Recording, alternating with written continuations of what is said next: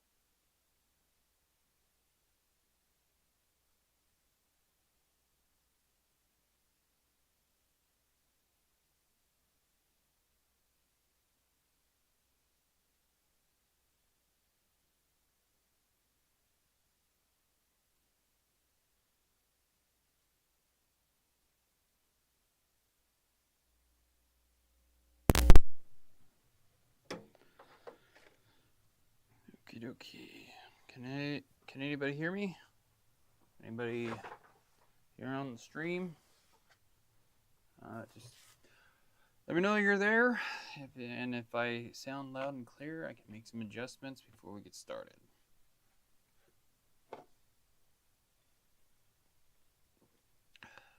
Got some Dr. Pepper here. Let's see. Zoom, Instagram, Zoom. All right. Oh, how's everybody doing? Yeah. So, I'm gonna do a quick disclaimer before we get started. Let's see. Before we start, I want to share a quick disclaimer for this live stream. Today's stream is a heartfelt tribute to a valued member of our community, Edgar Sanchez, and highlights his service as a Marine veteran. The content of the stream is intended to be respectful, uplifting, and educational. While we will discuss mental health awareness for veterans, this discussion is meant to promote positivity, understanding, and support, not graphic, controversial, or political topics. We're not going to talk about any of that crap. Additionally, I want to make it clear that the airsoft guns and parts featured in this stream are not related to firearms in any way. Airsoft is a recreational sport involving replica toy guns designed for safe gameplay and competitive scenarios. The modifications and upgrades shown in this stream are strictly for airsoft equipment and have no connection to real firearms. This stream is about honoring Edgar's legacy, showcasing the passion we share for airsoft and creating an engaging and supportive community space. Thank you for your understanding and support as we come together to remember Edgar and celebrate the things he loved. How's it going, everybody? Be quiet. I got my volume all the way up. A bit quiet. I got the volume all the way up. Okay, maybe I just need to bring my mic a little closer to my face.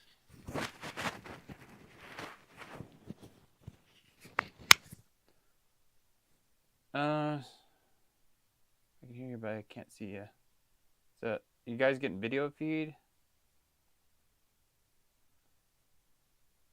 So, I'm showing that the mic is working. Anthony, you might have your speaker muted or something. Hey, Wyatt's got the sound, so that's good. What stream schedule? Bring up my stream schedule. Let's see. So yeah, there's our introduction out of the way. Oh, or started. All right, that's good, Garrett. Sweet, good to hear. Is there anybody else in the stream with us today? Anthony and Wyatt and Garrett, I appreciate you guys showing up today. This is going to be a very special stream. It's probably going to be the most special stream that I've ever done. But anyways, so welcome, guys. Don't have to chat, but if you're here, thank you. So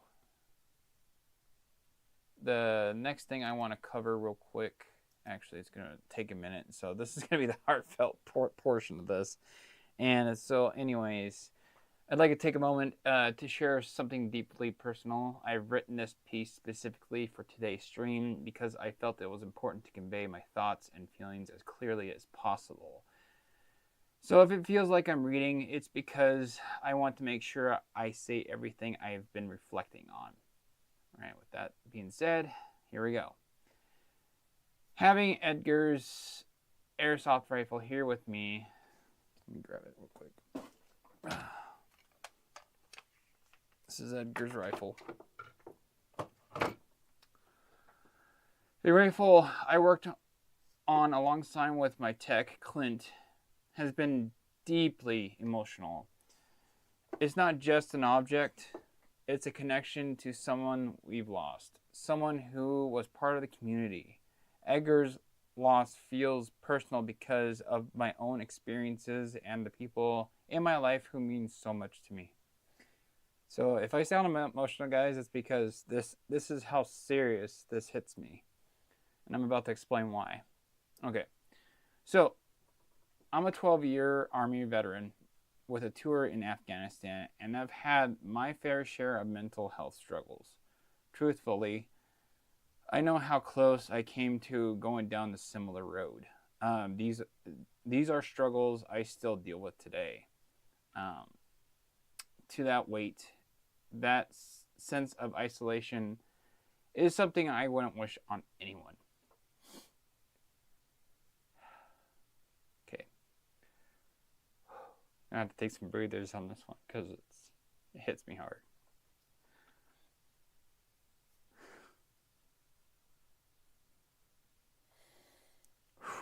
Anyway, Edgar's story also reminds me of my best friend. We joined the army together, but while I went to Afghanistan, he deployed to Iraq. I thought of losing him to the same mental health challenges. It's something that I don't think I could ever bear. And my sister, who is still serving and also did a tour in Afghanistan, faces those same challenges.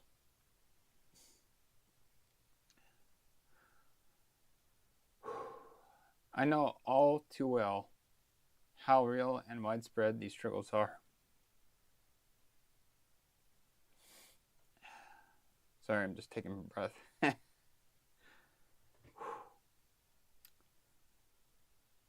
I'm sharing this with you all because it's important to understand that Edgar's loss isn't an isolated story.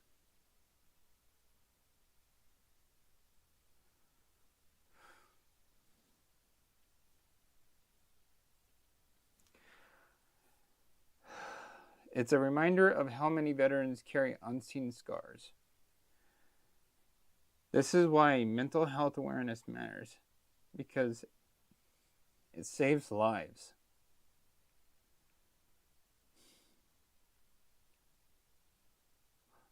For those of you watching who have served or know someone who has, please know you're not alone.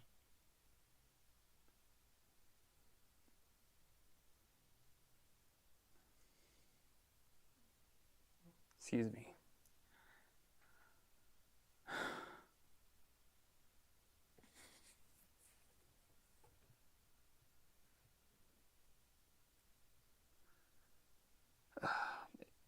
I can't emphasize this enough. It's okay to ask for help.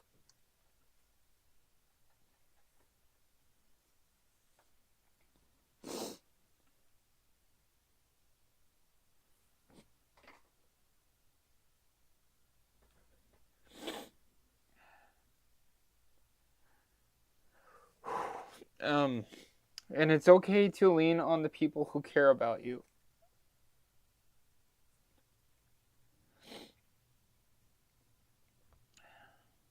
And for everyone, let's remember to check in on those around us. Sometimes, just letting someone know they're seen and valued can make all the difference.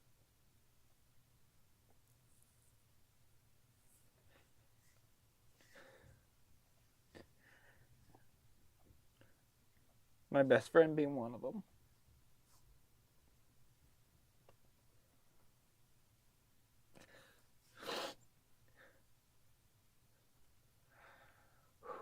Thank you for letting me share this with you today. If you're just joining us, I just went through a written up piece about Edgar.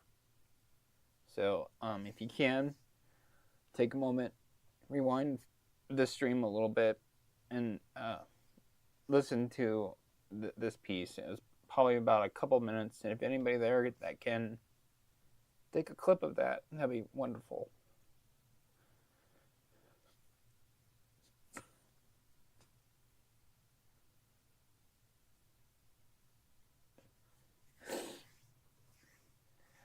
No problem, Honduras. Thank you guys so much for joining this stream.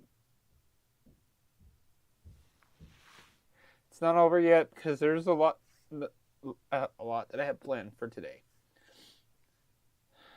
I anticipate the stream being about like an hour and a half, so this is part of it. Man, that took a lot.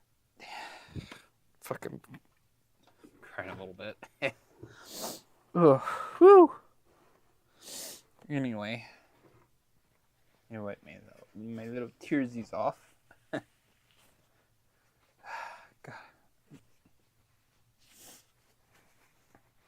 I think the biggest impact is just the fact that Edgar sent me this rifle. And another thing that I want to share with you guys is the messages between Edgar and I. Through emails of getting work done on this rifle.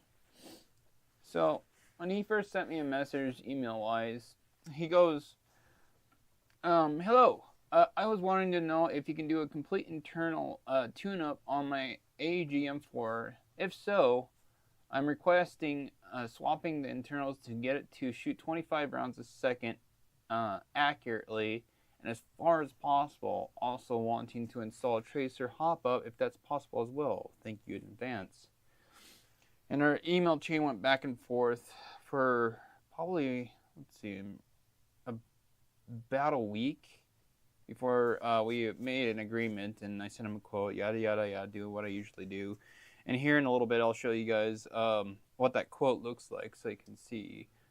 I have it. I still have the original, the original paper from last year. But anyways, I'm gonna keep this flipped over because I don't want you guys to be distracted at the moment. But anyways, so it was right about, let's see, February-ish. Yeah, so I got his rifle about February 15th, and I think I got started on it, and then I had my helper tech that comes in every once in a while. He's done a few streams with me here with you guys, and he finished it, and I'd say he did a pretty good job, but I feel like there more could be done, and we'll get to that later in the stream. But so let's see what else. So anyways, let's go over what we put in it. Let's check this, the chat real quick. We salute Edgar. Yes, highly salute. And if you guys are just joining, I did share that I'm a 12-year Army vet myself, so I completely understand his struggles. I myself got deployed over in Afghanistan. I know how much that can make an impact in your mental health. So there's a bunch of people with PTSD here where I live. There was a war here 32 years ago, and I know a bunch of people that were involved. I was born 2 years before the war ended. Which war would that be? I just out of curiosity, error. And thank you for joining. And same with you, Godfather. It's a shame that America doesn't take better care of the soldiers when they come back. Oh, That's not the problem. The problem is that a lot of our vets have a hard time reaching out for help. There is help. There's crisis lines. There's all kinds of resources out there to help veterans who are struggling. I myself being one of them, and I still to this day still use those resources to get through year to year, and because of them, it has made my mental struggles, my own mental health, a lot better. I don't know where I would be right now if it weren't for those tools. It's just the main problem is encouraging veterans to reach out, and there's just this stigma out there that people have to I guess it is a stigma that we have to fight these battles on our own, when that's just not a good idea. Yeah, to be fair, Prime Tech, and thank you for joining the stream and your kind words, but oh Jesus Christ, I just lost my train of thought. But oh yeah, that's right. I didn't know him much myself, but I sure as hell can relate to him.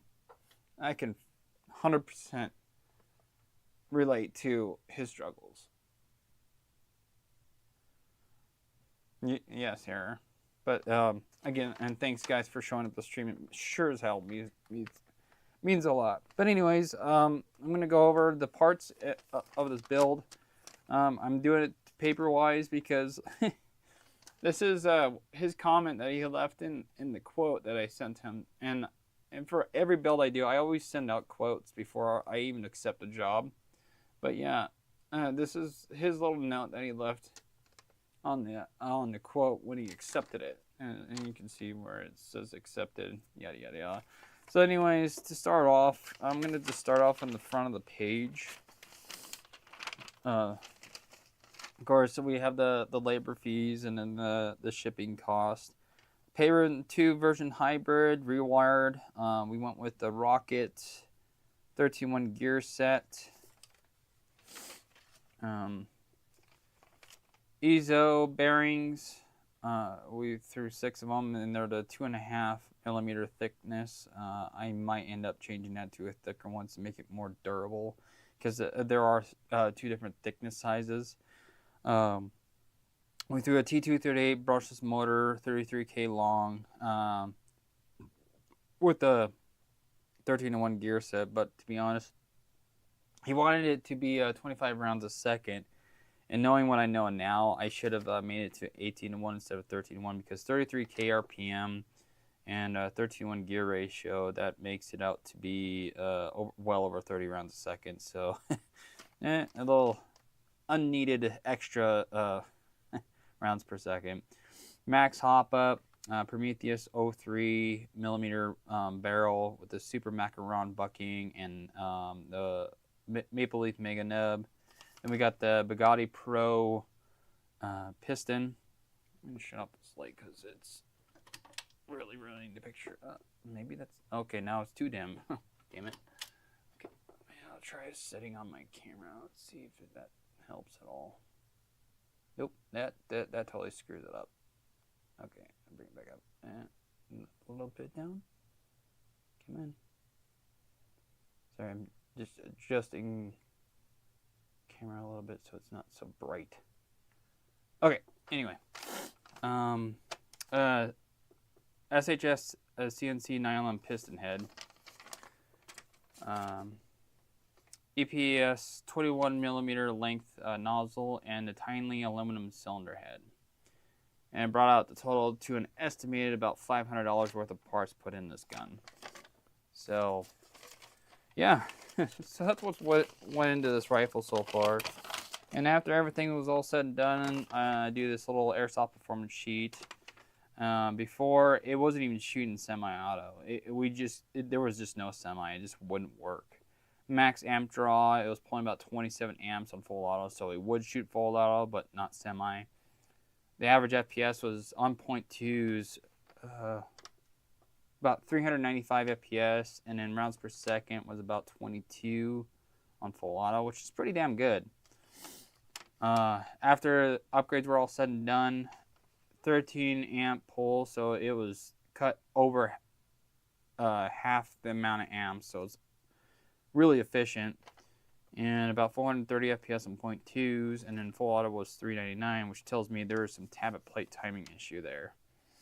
The fact that I lost 30 FPS going to full auto, so tablet plate timing issue right there. So that's something that we're going to take a look at. The amperage was 14.1 on a low 1, and then we did get it down to 24 rounds per second by using the little dial on the bottom of the motor on those T238s. And this is just a little notes of how much time Clint spent on working on the gun. He spent about 3.5 hours putting it together. Excuse me. Let's see. I'm going to read some of the chat and then we'll move on. Let's see. I'm pretty new here too. I didn't know about any of this. I'm so sorry, and my condolences are going out to you and everyone. I had no clue you were in the service. Thank you for your service, man. Thank you, Brennan Fellers. Appreciate the kind words, dude. Error says 25K blue, T238 and 13-114 spits out about 28 rounds a second. Yeah, that's pretty damn good for a 25. Yeah, I'm assuming that's their budget motor. I'm proud of my sister is involved with the VA. She's on break now and now being a mother of 2, but she's enjoyed being helpful to the veterans. Guys, is just to get a quick opinion, is this too dark? Do I need to brighten up the video feed? Just let me know while I wait for to hear back from you guys, because you know the chat's hearing back is relatively slow. So anyways, this is Edgar's rifle. It's a It's actually a King's Arms MK18. So it's said to be an EMG, which is Evike Manufacturing Group, MK18. So they don't disclose who the actual manufacturer is, and that manufacturer is King's Arms. And we found this out by taking it apart and finding out the internals, because King's Arms does in fact put their branding on the gearbox and all that good stuff. But that's how we came to the conclusion this is actually a King's Arms, not EMG. Although EMG does pay said manufacturers to make modifications such as making this into an MK18.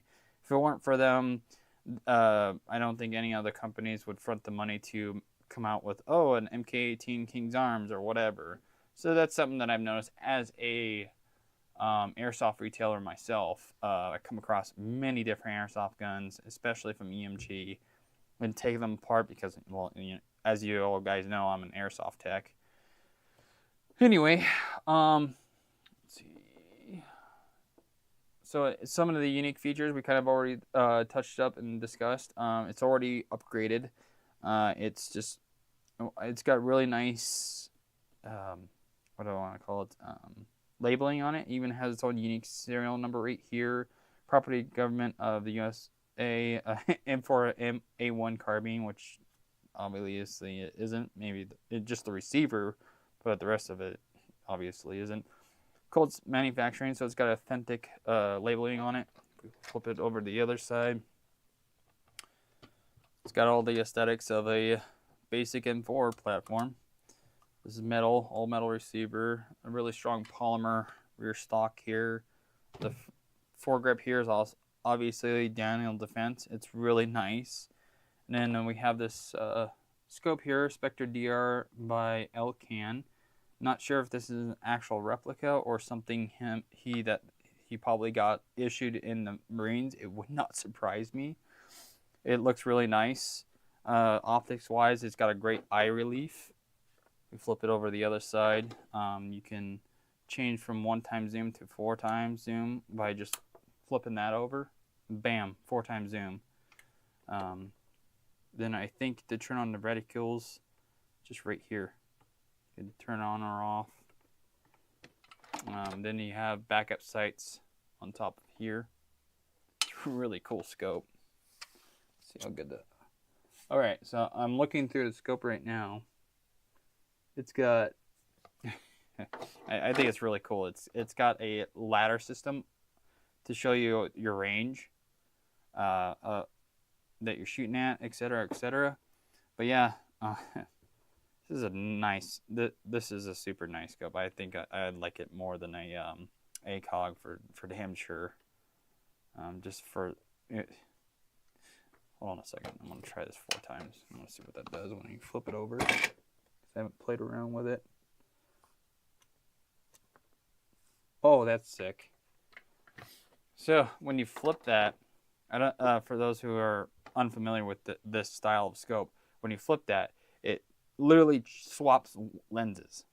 It's not like moving a lens back and forth. It literally swaps lenses. It's super cool. Hey James, would you be interested in a SR25? I'm trying to offload. No, I'm sorry, bud. I'm not in the market of buying any airsoft guns. Even though I'm a retailer, I just don't buy used stuff. You can, if you're local, you can bring it by, and we can try do a consignment. But yeah, I don't really want to talk about buying or selling any airsoft guns on the stream. So, but anyways, as far as that goes, see, Arrow says EMG has a lot of licenses, so they can sell stuff with legit markings. Yes, that's great. Thanks for sharing that. Wanderer says, it's my first time tuning in, but other folks at my local field speak highly of my work. Heard nothing but good things. Where are you from, Wanderer? Like, what state, if you don't mind me asking? I think the lighting is fine. Okay, thanks for your input, Brennan.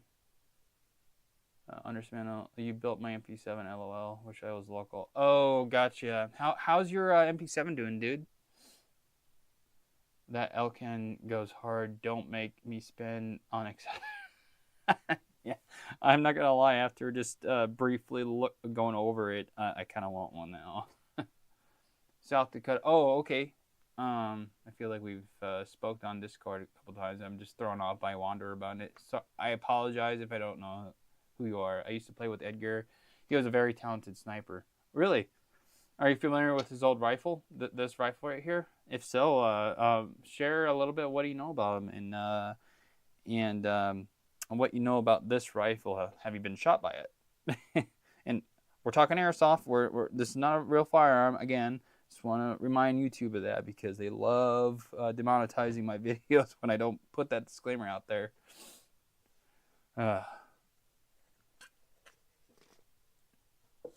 I'd like to try a good one since I've got... Ooh, astigmatism? Oh, man. I'm so sorry to hear that error. Man, I can't... Oh, man. My wife has astigmatism, so she tells me all about it, so I have a rough idea. So, anyways, let's see what else is on the... Let's move on to the next part of the stream. So we already know the preferences and requests for the rifle from Edgar's portion of this rifle. So I'd like to brainstorm with you guys on some other upgrades that you can think of or improvements for this rifle. If you look at the top of the chat here, you'll see a super chat. So if you guys do a super chat, I will actually take your idea and apply it to the rifle.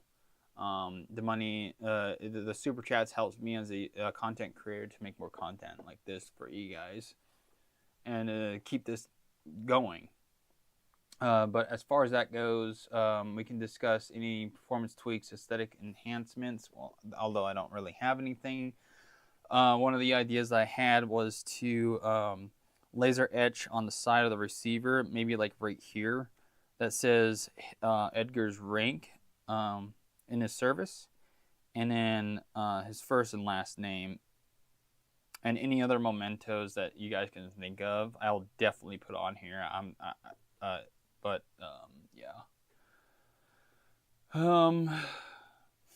as of right now, it's got some pretty nifty parts in it. So I'm honestly trying to make this thing more tribute to Edgar, and that's one of the ideas that came up and popped up in my head. Edgar was a pro at using concealment, usually rocketed ghillie. Really? Interesting. Not intimately, but I was no stranger to being on the business end of his rifles. Can't say for sure if this particular one has ever hit me or not. Gotcha. Yeah, I seen in one of the video pictures that I think it's either Michael or Mitchell sent me pictures, or actually shared pictures on our Discord channel. And if you're not part of our Discord channel yet, and you have Discord, the link to it should be in the description of the stream if you want to check that out. How's it going, Airsoft Horizons? Good to see you, dude. Full American flag Cerakote.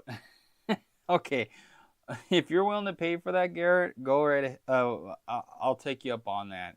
But that's gonna be expensive. But I do like the idea. But honestly, thinking about it, as far as Edgar goes, I don't think he would like.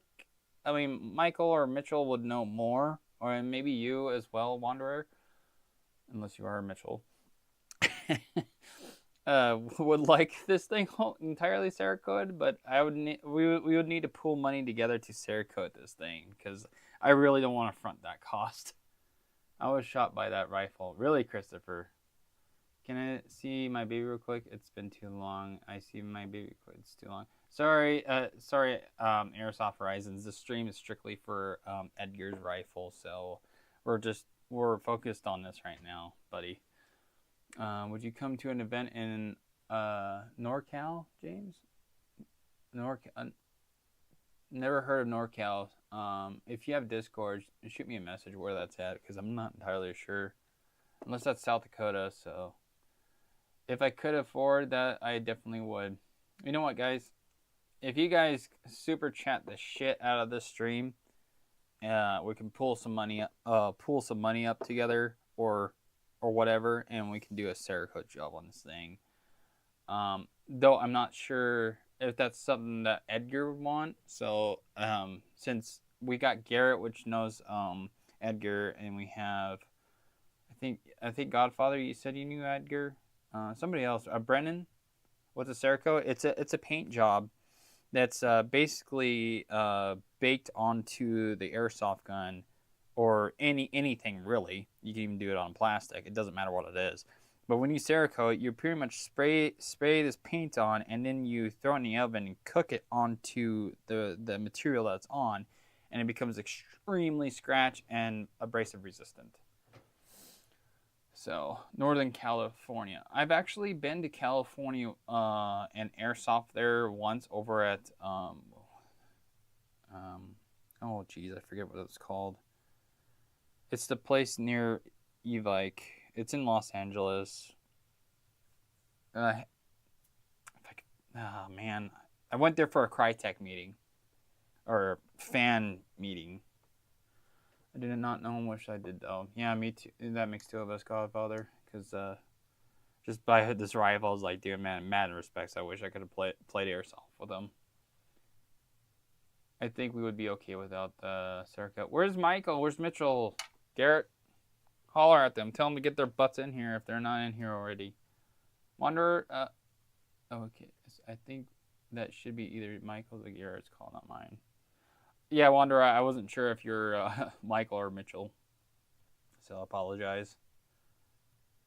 Because I'm familiar with people's names on Discord and or YouTube and vice versa. So it gets confusing. So let me bring out the little sheet paper here, and I want to write down some of your guys' ideas. Okay, so we're definitely. So what, guys? What do you guys think about doing the laser etch? And that I'm gonna pay. I'm gonna pay for and actually do. Laser etch his rank and his first and last name, and what the. Okay, Garfield, gotcha. Okay, Garfield on Discord. But anyways, first and last name, and then is there any other saying I should add to that?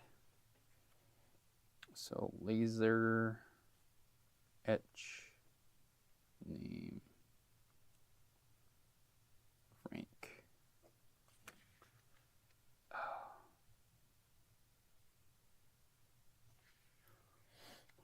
I don't mean to intrude, but out of NorCal. Do you have a name of the event?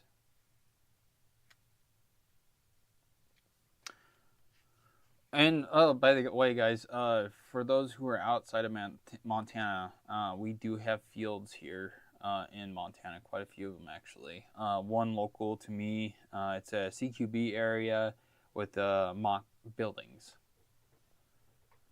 I think Airsoft Horizons visited here once and he checked it out.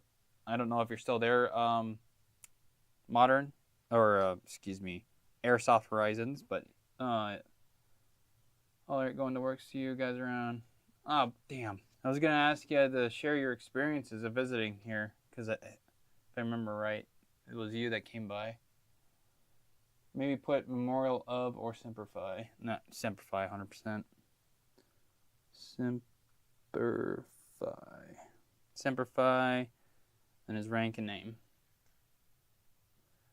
So that's all I got for right now. Is there any like cosmetics that I could add to this other than Cerakote? I'm just writing down ideas, just to put down ideas from you guys. If you got a minute, Airsoft Horizons, what was your experience like over at the paintball field / airsoft field?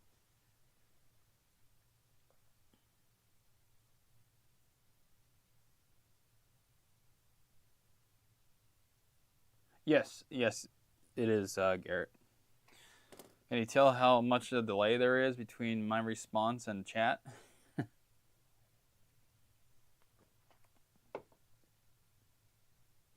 I agree. It does look cosmetically great.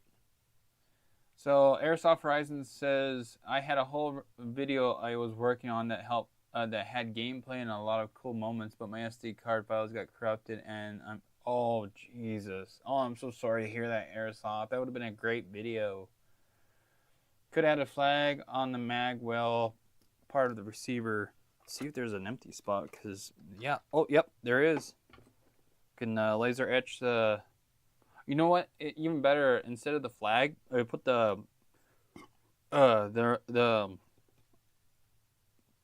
Marine Corps medallion right here. What do you guys think of that? Laser etch the Marine Corps medallion right here. And now put the Edgar right here, and on the other side do his full name and rank.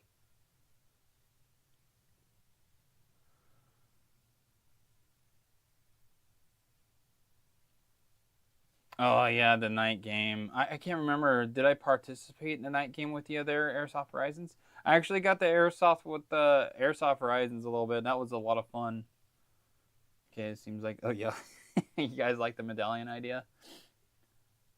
I know Airsoft Artesian makes a surefire. I don't think it's a good idea to change external parts on something that was his. Yes, I agree, Error. I think the only thing we're going to do is just add the laser etching to make tribute. Yeah, I spent over 24 hours working on that video, and when I was about done, it got corrupted. A lot of the time, I won't get back. I feel your pain, Airsoft. It's happened to me too. Let's see. Marine Corps medallion. Okay, so Marine Corps medallion. Yeah, just like the thumbnail of this stream. So, So if there's no other ideas, we can move on. I wonder if you met me on my right shield. You know, Airsoft, Wyatt, you were probably there when Airsoft Horizons was. Yeah, I actually don't host the games anymore. The field owner does. That way, if I do come out, I can actually spend time playing with you guys. If you don't mind me asking, what gun do you run on the field? It depends. I typically would like to run either my P90 or the UTR 45, because those are my CQB guns, and then maybe my M4. That's a DSG. That's rare, though. Okay, so I'm gonna go ahead and move on to the next part of the stream, and that's gonna be, let's see. I'm gonna go ahead and start taking this thing apart and take a look at the internals with you guys. So that being said, let's go ahead and take the upper off. And during this part of the stream, guys, feel free to ask me any AG related questions or anything about that's related to this build or whatever.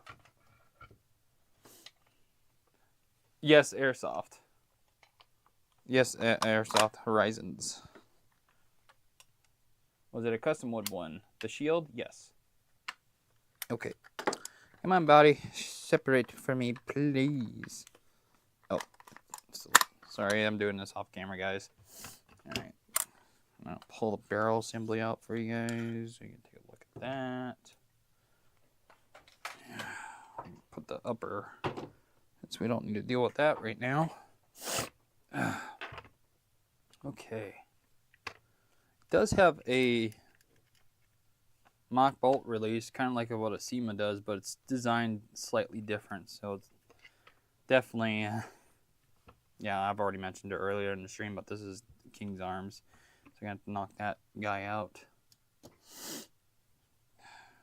I got the snivels from crying earlier. Okay, I'm actually going to have to use a pin for this one because it's being stubborn.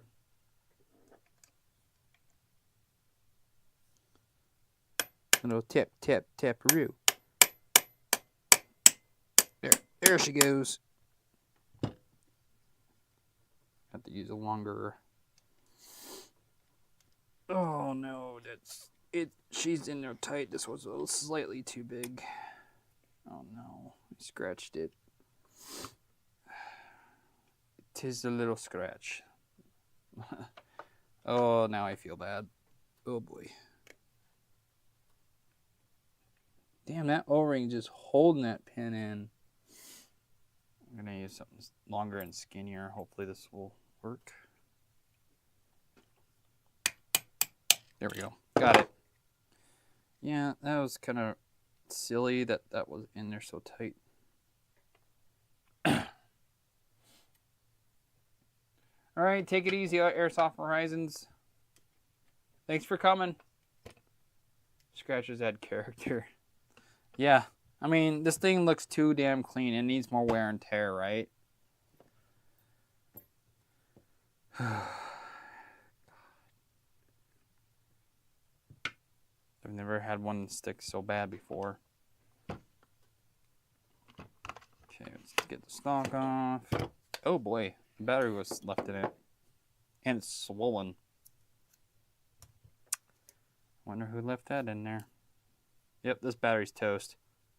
It blew up like a balloon. Yeah, if just a fun, not a fun fact. In all seriousness, guys, if your batteries ever swell up this bad to where they're like a balloon, stop using them. You charge this thing and you use it, it's a potential fire hazard. So, LiPo safety, guys. Don't, and that's what happens when you leave your battery in your airsoft gun for months on end. In your airsoft gun. Even I'm guilty of it. It's been so long now, I don't know if Clint accidentally left it in there or I did or somebody. So, I'm not going to point fingers. Did Javon charge for the custom engraving? What was the minimum order quantity? I love those guys. Are you talking about my gears? Speaking of customs, check this out. My new parts tray with Wyshtech logo and everything. This one's exclusive though. Just go look in here to see. Yep, needs that long screwdriver.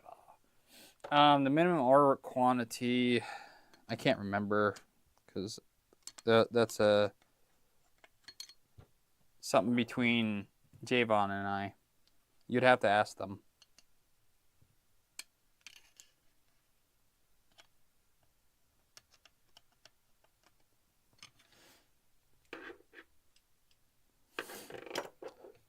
And I sell those gears, the Wyshtech Edition ones, which really have no differences between theirs. I made no changes because they're great the way they are. I just added my logo on there for those who want to support Wyshtech. Because ordering those gears for me helps me out as a content creator, so I can keep making these great, wonderful videos for you guys. This is something I do full time as well. It's how I make a living.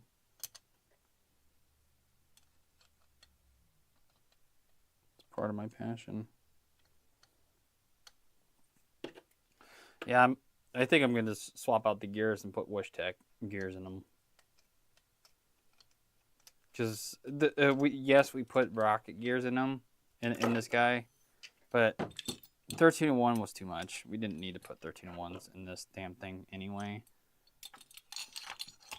I think another thing I'm gonna do with this build is, since we're using the pay run MOSFET with this build, I'm not a fan of the insulation on the wiring because this stuff is too damn soft. So what I'm gonna do is snip off the end here and then use shrink wrap and cover this whole wiring, so that the user that a friend of Edgar can put the battery inside the stock without worrying about possibly damaging the wires, because once this insulation grips on the battery, it will rip.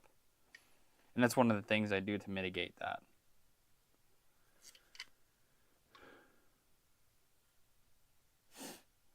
Yeah.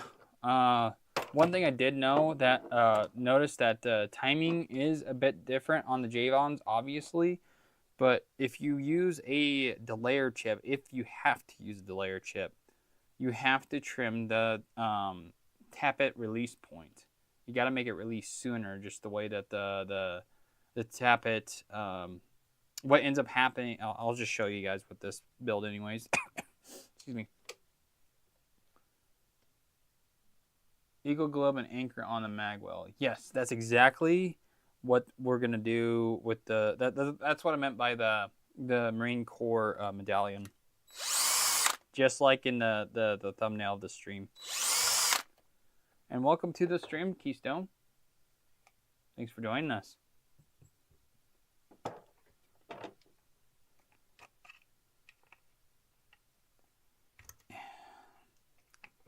Take the motor out and place that right here.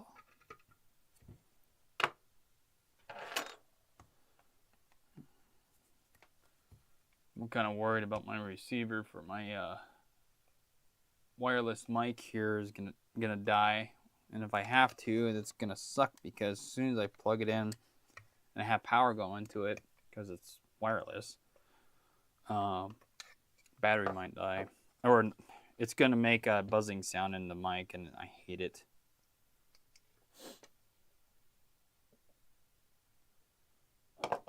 Yes, so instead on the release side, you do it on the pickup. You do the opposite compared to Rocket and SHS. You have 0 additional tappet release time. You need it releases the piston really late. Yes. Yep. Good point, Error. Good point. By the way, guys, if you haven't already, I'm just sharing a little reminder.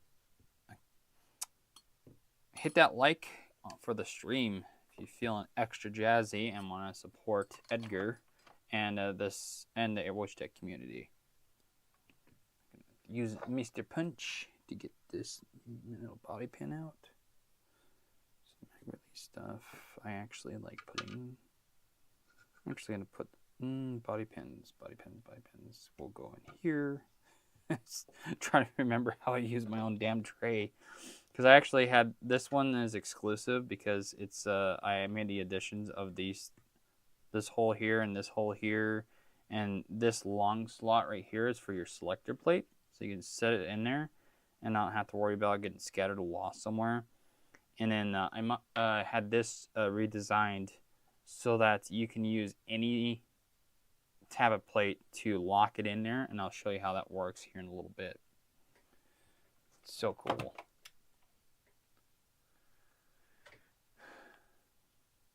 Pick up teeth on Jeep on it. I actually almost never take 2 teeth off of the pickup on SHS and Rocket, because it's already at that point where if you did, it'd make it worse.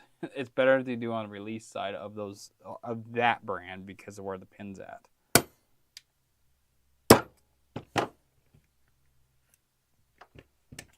So right in this area is where you put the body pins.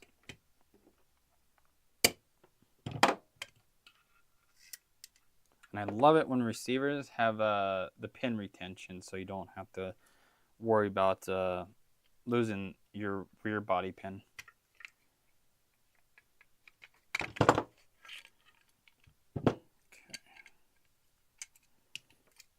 There it is. Nice and metal. It's pretty. Oh, these old bearings was not installed at all.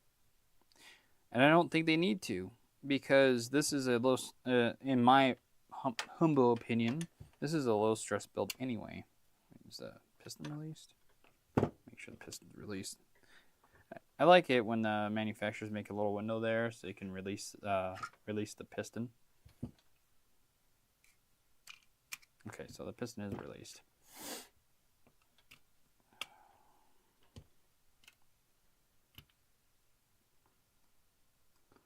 So when it comes to the Javon Wyshtech Edition gears, I like using I like to do it on the pickup side. When it comes to the SHS and Rocket gears, because of the pin placement, I like doing it on the release side. Okay, so now I got to the point where nozzles all the way forward, all the springs are released as far as they will go, and I should be able to take apart this gearbox without things.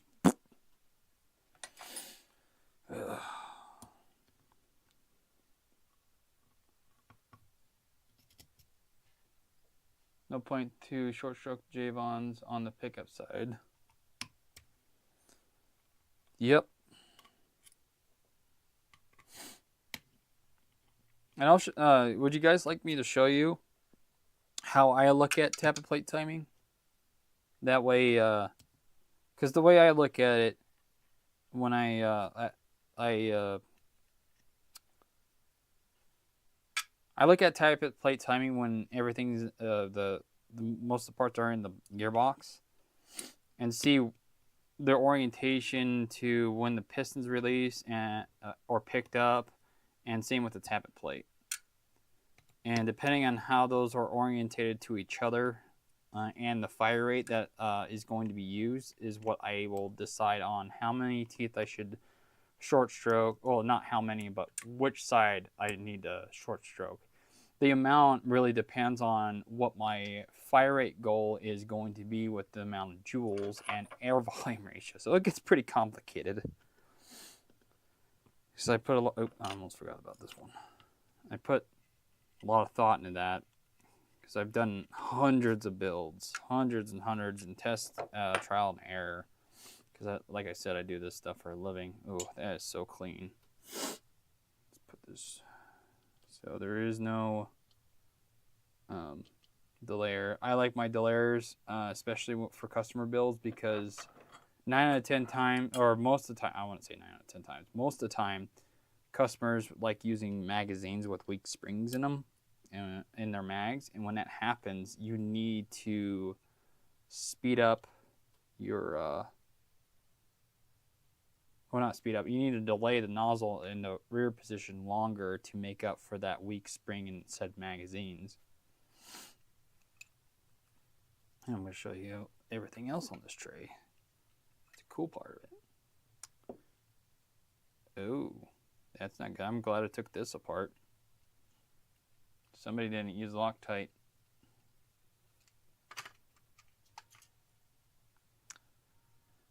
Alright, nozzle here. Yeah, Whenever you guys put your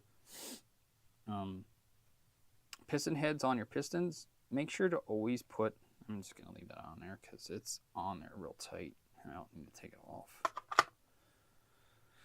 off. Always use Loctite, and prep your surfaces. Clean the threads. Use surface prep with your Loctite to make damn sure your this is not even short stroked at all. Especially for the 30 rounds a second it was shooting, this should have been short stroke for that amount of fire rate. And this is not 13-1. This is a Rocket 18-1. So, yeah. Paperwork, maybe, I don't know what, I can't remember everything that happened that day, so it's hard to say if whose mistake it is, but I'm not going to worry about it. Like I said at the beginning of the stream, I had a sneaky suspicion about the tappet plate timing, and therefore it was a good thing that I did take this apart. I can also see on this gear that this spur was not shimmed up high enough because it's been pressing and rubbing against the lower bearing outer race, because you can see scratches all the way around it. I don't know how well you guys can see that. And you can also see scratches here.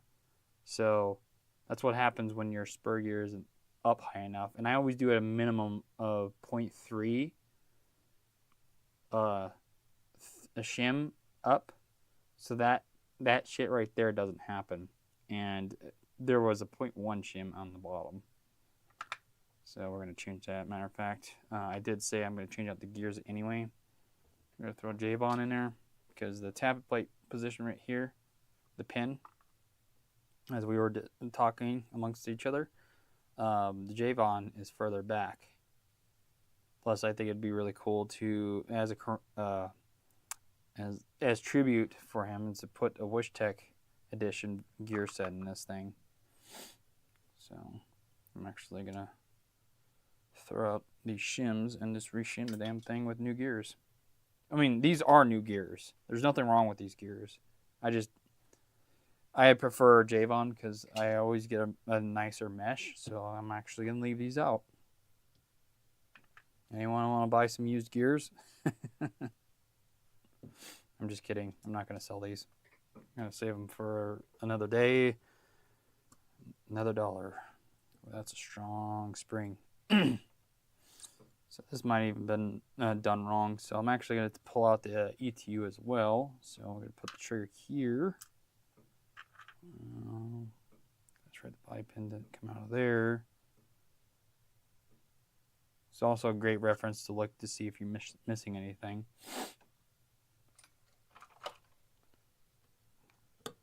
Get caught up with chat here in just a second, guys. All right. Audio's still going. That's good. Okay. Let me put this up here. And I'm going to remove this. Actually, I don't. Yeah, I'm going to remove this because I don't like having these. This is just my preference. It doesn't. You don't have to remove your safety lever for your trigger when you shim, but I do because I don't like having to bother with it every time I go to close the gearbox when I trial and error my shim jobs. And right here in this hole is a perfect area to put these parts. Then tap the selector plate. Thing goes right here. Bam. All right, let's see what the chat's been saying. Oh wow, it's been going quite a bit. I had to go back a little bit. That's good. Does having an electric blowback rifle hurt your gearbox over time? It depends on what brand you're talking about and what parts are in there and how much upgrades you've thrown into it.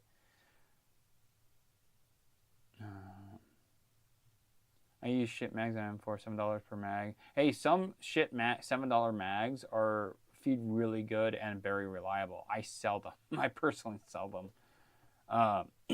And I've used them in the past for years and years and years. As long as you take care of them and you don't leave your BBs in the mags after you're done playing, they'll last you forever. Racing, yeah, that's not a bad idea. I'll definitely radiusing. Thanks for pointing that out, Arthur. Yeah, we will definitely be radiusing this gearbox. Because these steps that these gearboxes have create a lot. It's a stress point that you shouldn't have. And when it comes to radiusing, for those who never radius a gearbox, you want to take the most minimal amount of material when you radius your gearbox, especially up front. Because the more material you take away, you can actually do more harm than good. But, let's see. Okay. The barrel on that riff is pretty long. Actually, it's not. It's only that long.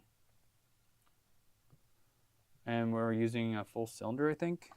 Yeah, full cylinder. So it's definitely not too long, especially for 3.2s. Actually, I think it's even short enough for 4.0s. Just by first looks. But thanks for pointing that out, Error. How much would you charge to upgrade my Elite 475K? I'm looking for trigger response and gear speed. Drews, the best way to answer that question and to better help you, it's best just to go to my Wyshtech.com. Link should be down in the description, and go to the support page and just fill out everything, what you're looking for, what rifle it is, etc. Exactly what you just told me, and we can go from there, bud. KW is a decent recoil. TM is decent overall. Yeah, I honestly could not tell the difference between the KWA and TM amount of recoil. Both is pretty decent as well. I would say it's hard between all three of them, Bolt, TM, and KWA. I think they're all about the same amount of recoil. They're pretty damn close to the gas blowback. Since I bought a couple of your sector, I have plenty of old spec NT1 sectors to spare for short structuring practice. Yeah, and learning about tab plate timing. But anyways, these bearings, I'm gonna feel out these bearings. So if you're ever wondering if your bearings are going bad in your gearbox, one thing you can do is take a cobalt screwdriver, because the shaft on these things are 3mm, and you can actually pretend that your screwdriver, I mean, it's literally the same width, and you can just turn it like this. And I'm applying a little bit side force, like this. I'm actually grabbing this, and I'm turning it this way, applying a bit of a load on the bearing, and I'm giving it a turn. And you see that lock where it's notchy? That's bad. That means that bearing's going bad. So we're going to replace this bearing. You should not be feeling any notching. So that's a bad bearing. Test one. This one too. This one's notchy as well. It could also just be because of low quality. Easel bearings do not do that whatsoever. Get a little closer to the bearing.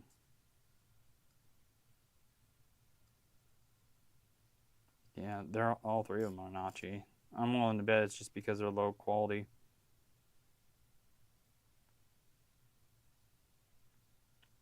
But you can literally feel the inner to outer race and the little balls in there. When they're feeling notchy, it's usually an indication that there's pitting inside either the inner and or outer race. So I don't like those bearings.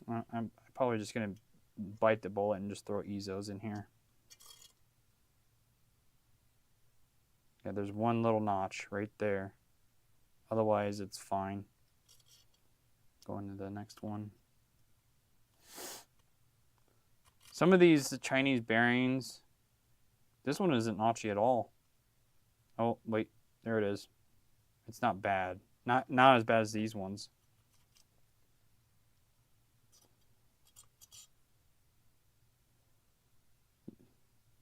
Okay, that's the best one out of all of them.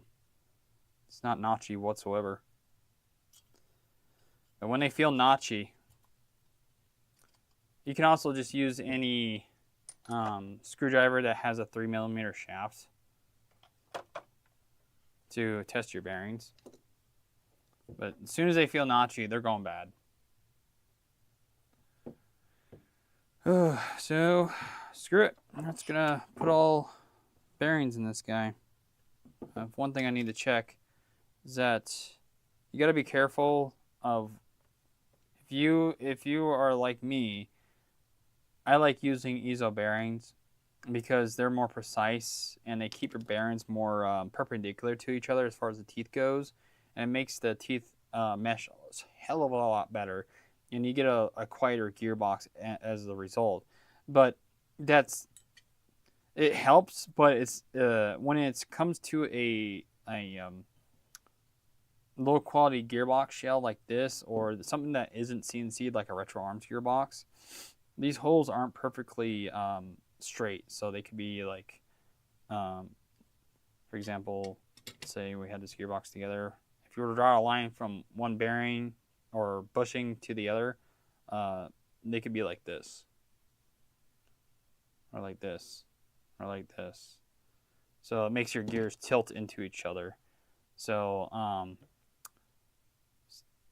I can't tell you right off the bat what gearboxes, OEM gearboxes, have the best. I think SEMA is right, in my opinion. I haven't tested them all. I have not. SEMA and Crytek seem to have that nailed down, but it's really hard to eyeball it because you're not going to really see it if you try to eyeball it. You're going to hear it.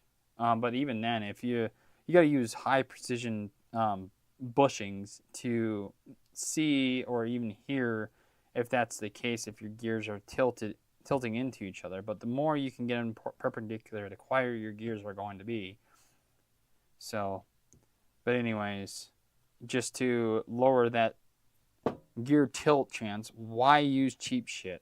Why use low quality bushings or bearings? Why let your gears tilt into each other? So in this case, I'm just gonna go ahead and throw higher quality bearings in there. And another thing to keep in mind is that when it comes to bearings, especially 8mm, there are actually two thicknesses. There's your 3mm thickness. I'll do a little close up for you guys. You can even visually see it. So this one right here is 2.5mm thick. This is 3mm thick. You can tell the difference. So it's important to know this because in some instances you cannot use the 3mm thickness. If you and the reason why you want to try to use 3mm thick is because you'll get more durability out of it because you got more material supporting the bearing, and you can't always use them because you have things like your selector plate. There's a reason why on the back side of these selector plates have a opening like this. Some of them are only made to 7mm while there's 8mm bearings, and so you have to trim the plastic to compensate for that. But I can say that this King's Arms selector plate is made for 8mm. But the other thing you have to worry about is the depth on it deep enough, because what will end up happening is move this out of the way.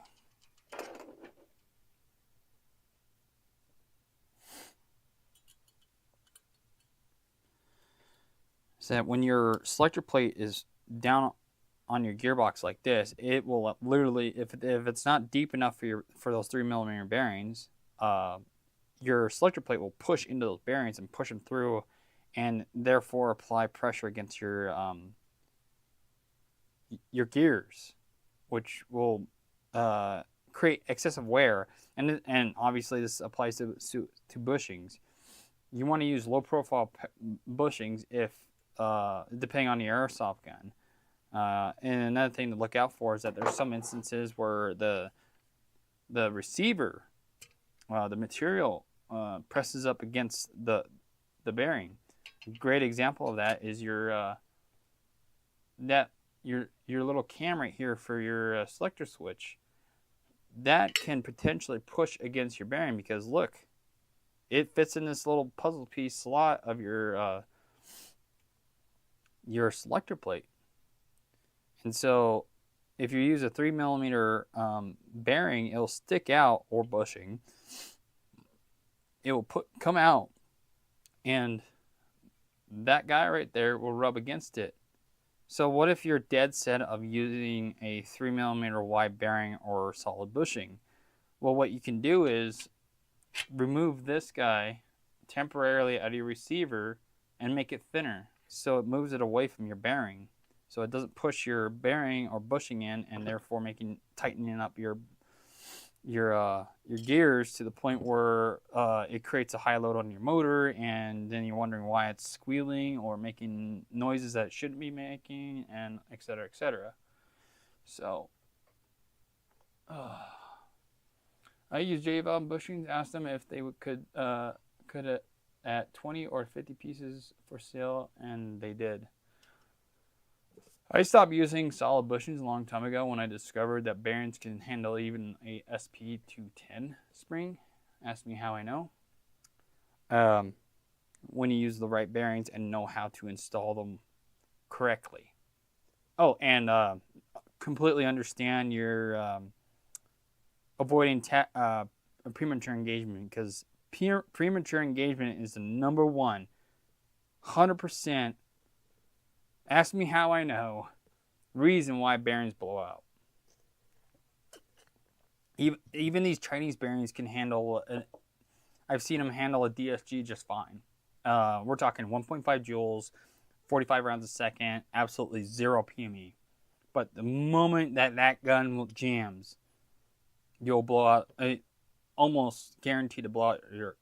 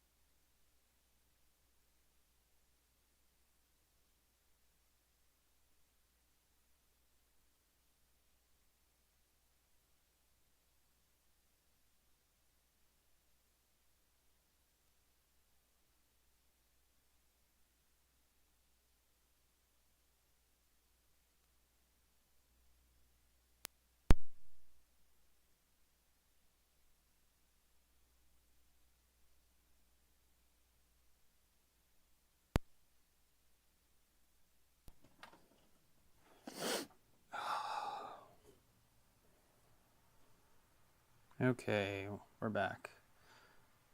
So I tried something different, guys. With the mic, anyways. Do you guys hear a buzzing noise? So I'm not seeing the audio input. Yeah, but yeah, PME always destroys something. If the bearing survives, something else doesn't. See pistons fail, tappets, gear shafts crack. All due to the shit quality views that were over 6mm and stock. Yeah. There you go. Arms core BBs be exact. Test. 1, 2, 3. Mic test. Thanks, Joe. That was a huge help. So, anyways, been going on a complete rant on these bearings and stuff. So I'm gonna move on and get these guys installed. I can already tell that this gearbox uses 2.5mm wide bearings, and so I'm gonna see if I can get away with the 2.5 or 3mm wide bearings. So what I stock is EZOs. These are the kind of bearings that when you install them, you flick your gear, it just spins forever. You guys helped me out so much with that mic. I couldn't have done it without you. Thanks for letting me know, Garrett. Appreciate it, dude. So anyways, let's get these bearings out, shall we? I'm going to throw them all away because they're garbage. They are ruined. They're no good.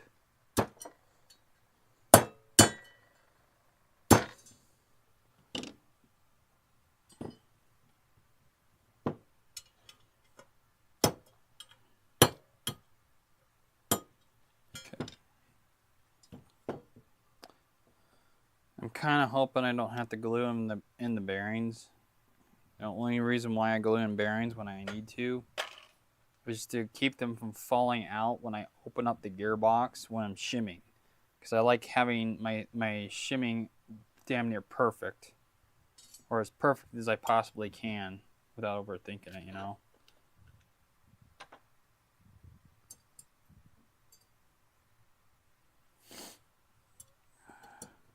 Alright, she dropped right in. So it holds in there just enough to not let the bearing fall out. So that's great to know, because now I'll see if this selector plate will press up against it, and to see if the selector switch is going to press up against it as well. Another thing to keep in mind is when you put your pistol grips on, your pistol grip could push your bearing in as well. But as you can see, bring you guys in closer. Look how far those bearings stick out. These were 2.5mm. You would barely see them sticking out. So typically airsoft guns are made to where you don't see these bearings stick out. And they make everything right up and close to the gearbox shell.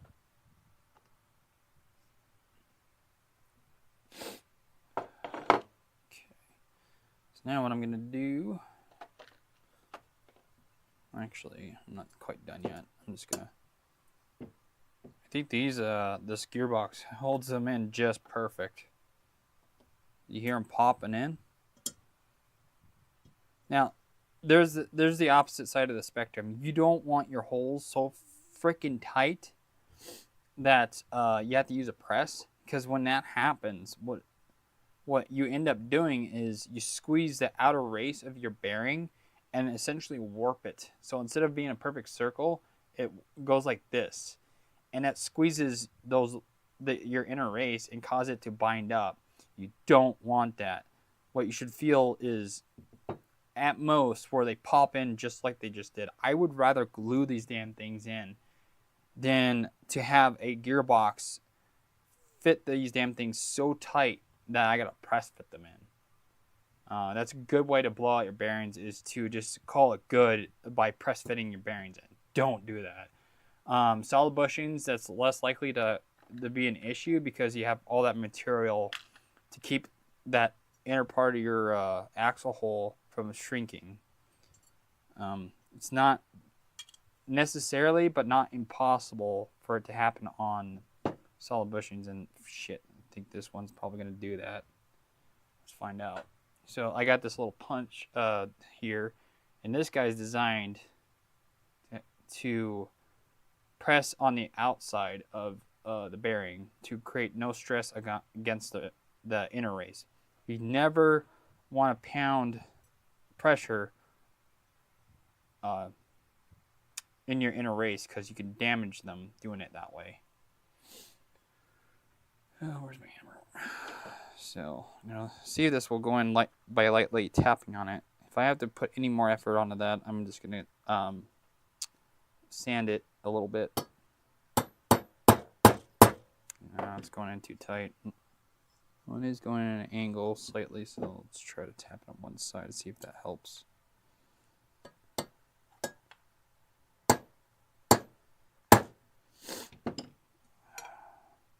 Now, if you suspect your bearings in and being squeezed by the gearbox, one thing you can do, I'm gonna make sure it's sitting flat. One thing you can do is just do that little test I showed you earlier. Take your little screwdriver that has a 3mm wide shaft and just put it in there and see if it feels notchy. Feels notchy, or you can't free spin it. Doesn't free spin at all. Then it's too tight. It's putting pressure on that your inner race, and it's gonna blow. So right now it's fine. It just went in tight because it was going in at an angle. So what are your guys' preferences on bearings and bushings? How do you like installing them?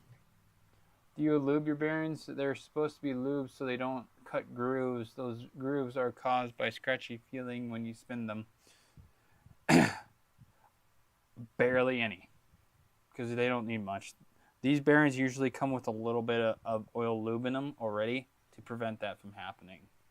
And from experience, it depends on the material that they're made out of. If it's chromoly, you don't really need lube at all.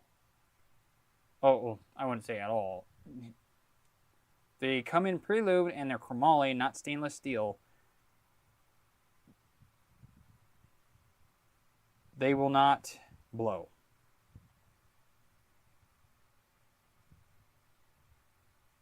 Yes, and I'm gonna check that error. I use a drop of green Loctite for bushings. Now, it's nice when you don't have to, but to keep your bushings bearings from falling into your gearbox, that's the only reason why you should do it. Because that can skew your shimming.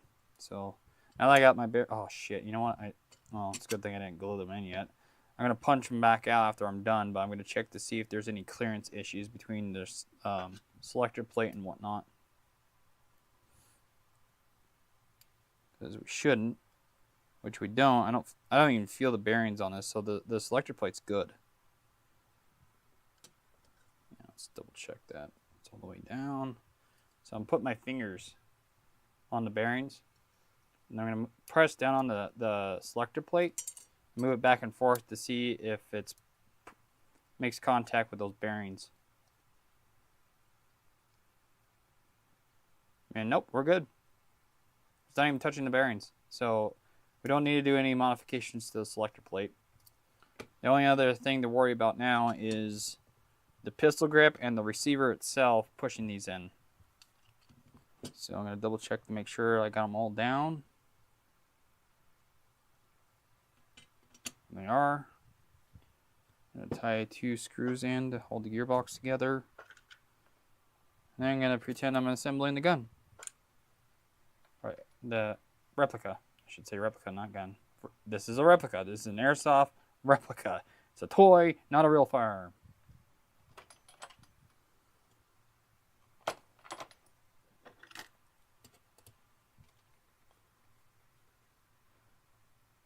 Was I the first person to use easel bearings with you? No, Garrett. I actually used easel bearings myself before one of your builds.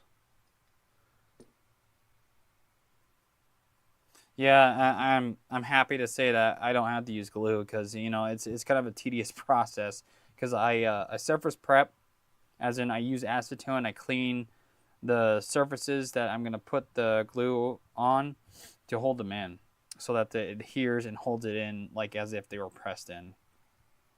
So, anyways, where's that receiver? Okay.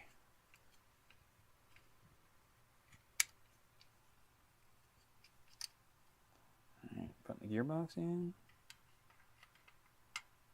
Thing I'm worried about is the selector switch plate hitting that bearing.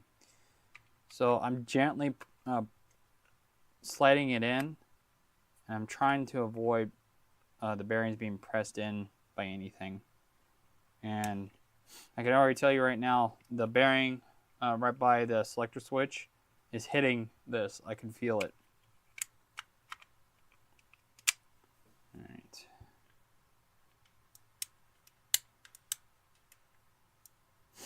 So when you move your selector switch back and forth, if you see your gearbox move around at all, or especially if it moves away, then yeah, you're probably going to have to modify your selector switch cam thinner so it doesn't touch that bearing.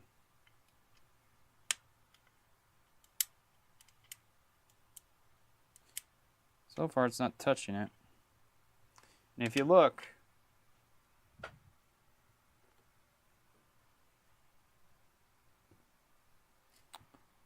right here, you can see the bearing sticking out in the bottom right here. When you grab your grip,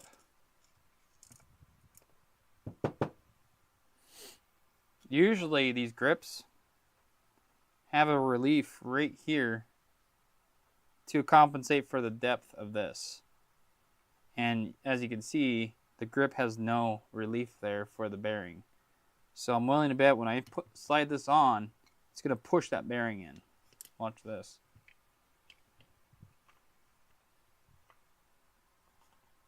Yep, it just did. I felt it, and you could see it. It pushed the bearing in a little bit. So what I'm going to do is I'm going to put this on my end mill, and I'm going to trim probably about 1 millimeter plastic from here to here, so that this grip doesn't ever touch that bearing. Another thing you want to look out for is the receiver itself. You can see the gearbox has a relief for that bearing. See that little gap right there? It's on the other side too. A little gap right there too. So if there's no gap here, it's going to push that bearing in. So you'll have to take a Dremel and make that gap.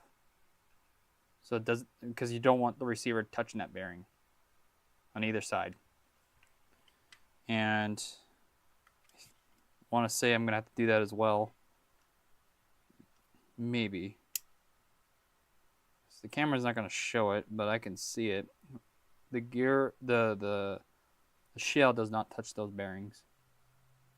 Okay, so I'm going to pull the gearbox out, and I'm going to see how many of these bearings I can push back in.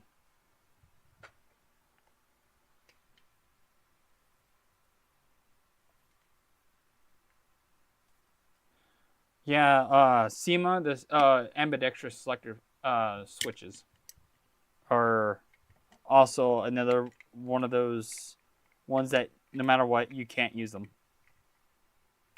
The cams that provide the ambidextrous selector switch on these M4 platforms, so I deal with these on SR25s every time.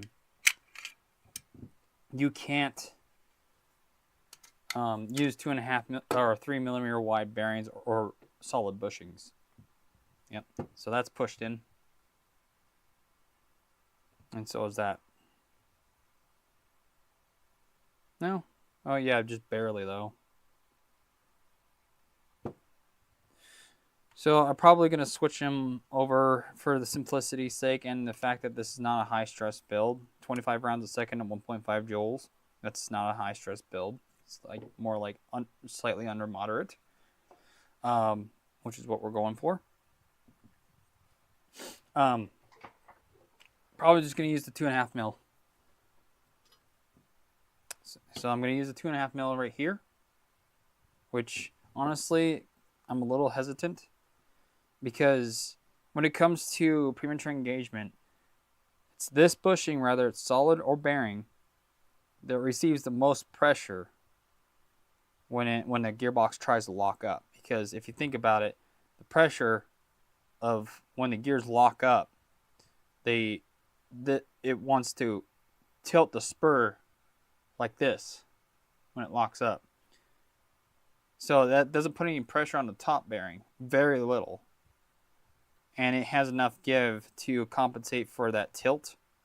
But this bottom bearing, when you got this gear and this gear, they're trying to go in the same direction because this one's trying to stop and this one's trying to go, and that's gonna cause that bearing, the spur gear, to push up, and that puts all the pressure on this guy. These two still get pressure during that premature engagement, just not as much as this one. I've had so many bearings. When a bearing blows in the airsoft guns that I built in the past, it's always this one. It's always this one in the premature engagement. So, but we don't have to worry about premature engagement on this build because it's a low stress build. It's not going to cycle that fast. I might short stroke 1-2 to make the tapping plate timing even better. So, feeling out this one. Yep. So I have to make a groove on this.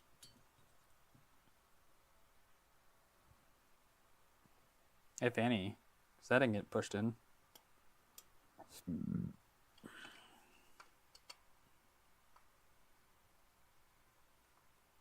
Yeah, just barely touching that. It's another test you can do.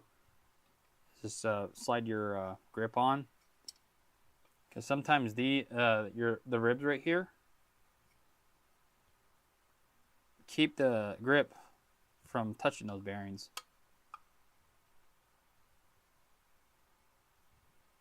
Yeah, in this case, it's like a 0.1 millimeter away from touching that bearing. Crazy.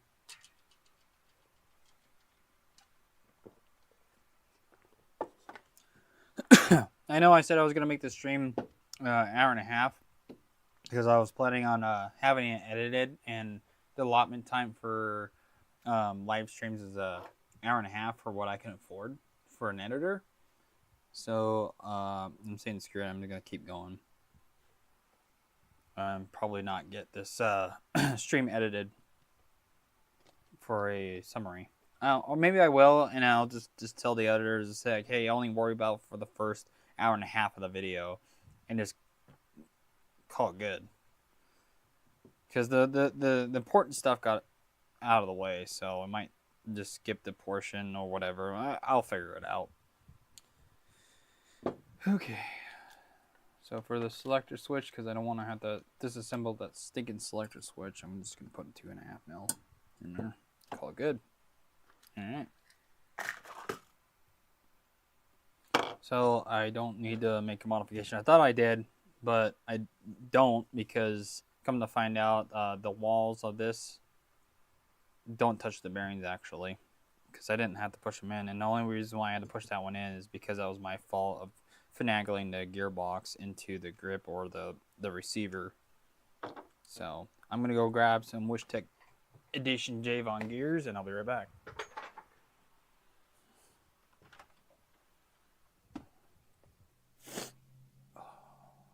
Let's see, we got, there's my good old 18-1s.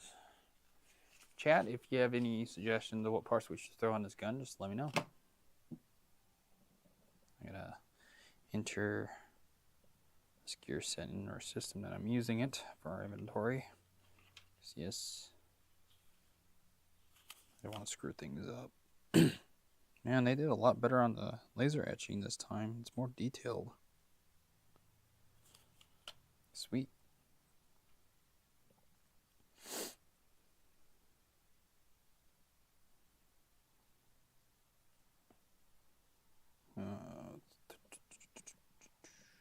can't see the chat screen right now. I'm away from the computer, in case you guys were wondering.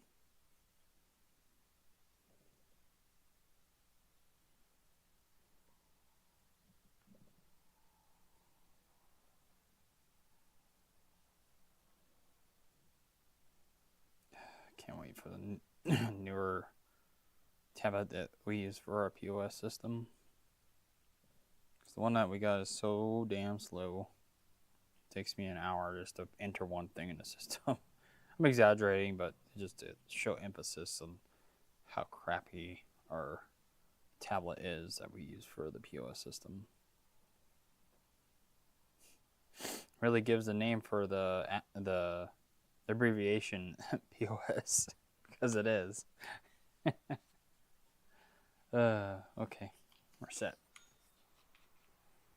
Actually, leave my door open because, good God, it's getting hot in here.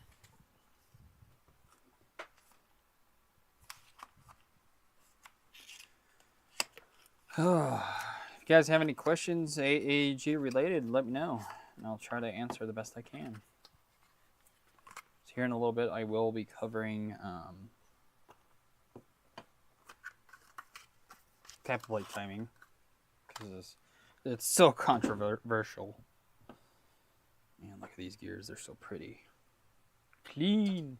How tight do you like to see the air nozzle against the bucking? Got one that I might need to shim away from the gearbox a bit. It depends. It depends on your tappet plate, how rigid it is. If it's flimsy as hell, having it real tight is a good thing. Actually, the first thing to ask yourself, does it feed? Is it going to feed? Because if your nozzle is too long, it won't feed.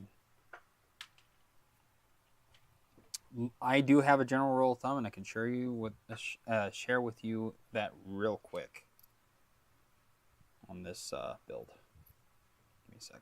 I'm trying to get this nozzle put on without tearing the O-ring. Come on. Damn, I might have to put a bevel on that. Jesus. I mean, Jesus. Oopsies. Okay. So, I'll move these guys out of the way for demonstration purposes. Alright. Baser bend. Excuse me. So, here's what you do.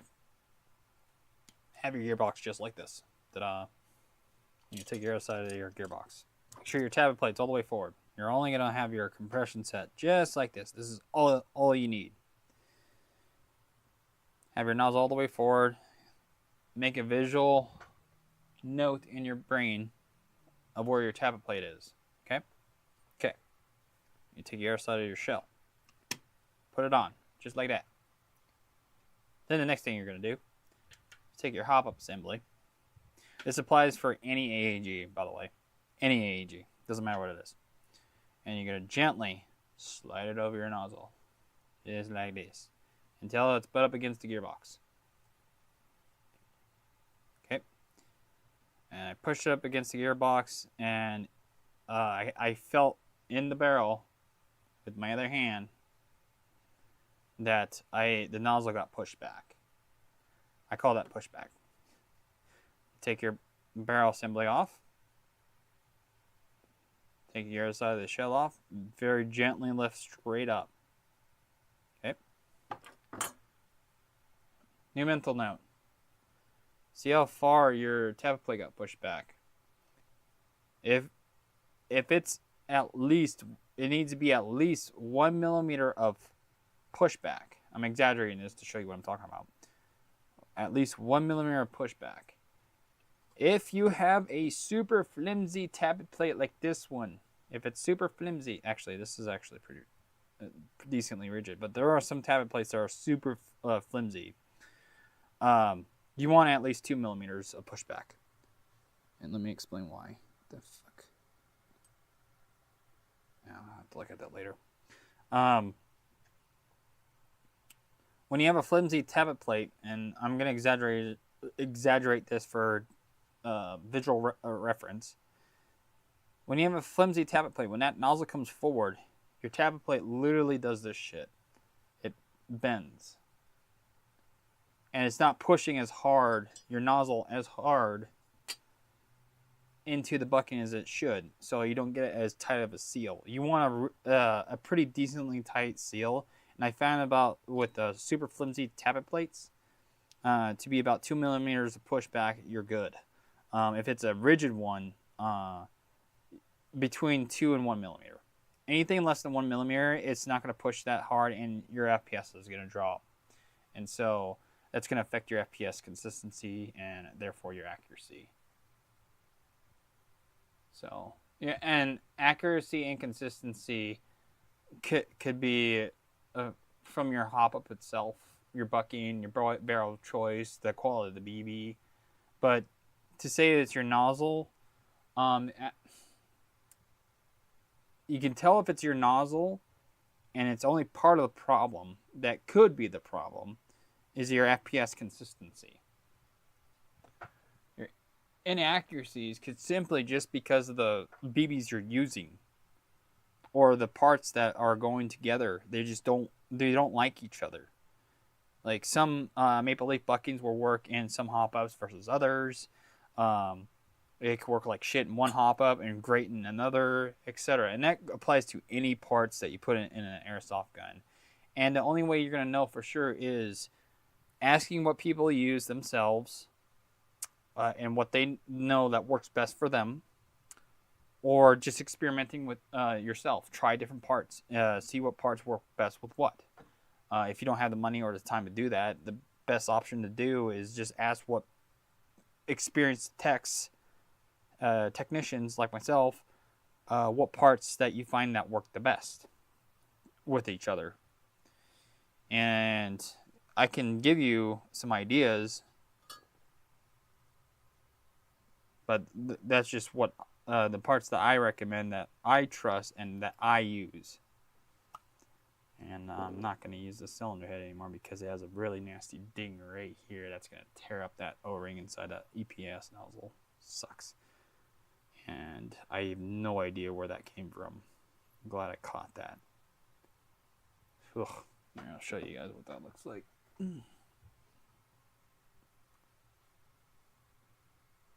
Right there. Look at that ding. That is nasty. Gross. Anyway, so I'm gonna probably put I want to use an EPS cylinder head. Because I love EPS cylinders. They're so awesome. Thanks. Going to try a new barrel. It has a new hop up and bucking, but we'll play around with it. What hop up and bucking are you using, Baser Ben?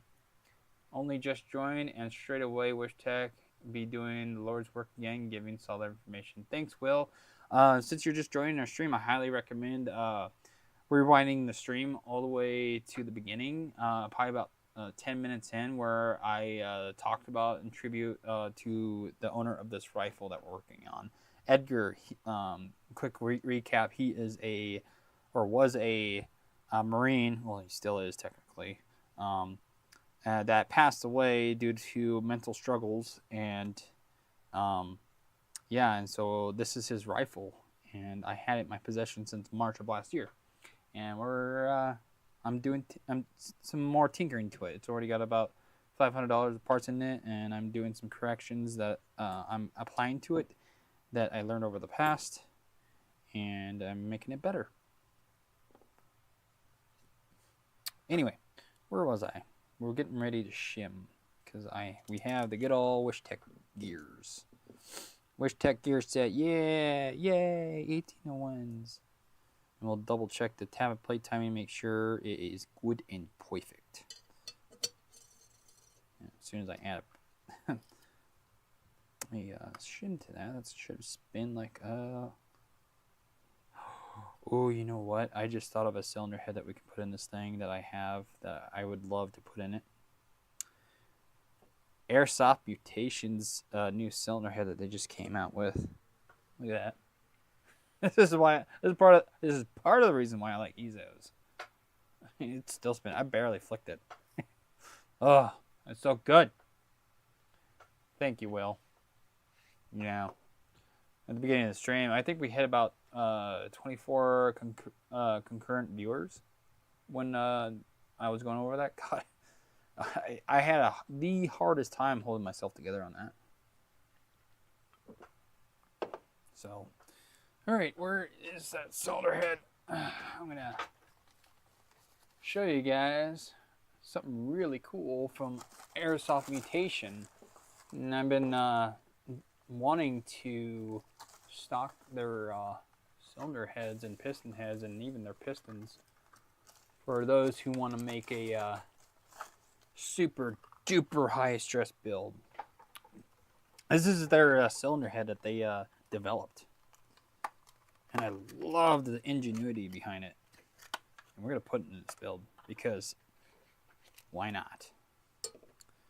So I think it's super cool that they decided to, like, hey, let's put a removable cylinder head stem in these guys. I'm like, what? Excuse me? Yeah, look at that. It screws right in. And what's really cool is that you can use one of these guys.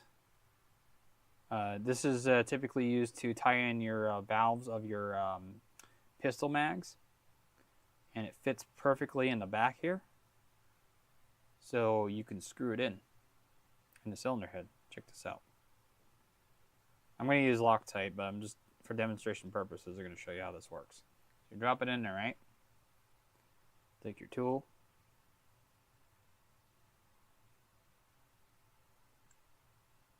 And you just screw it in.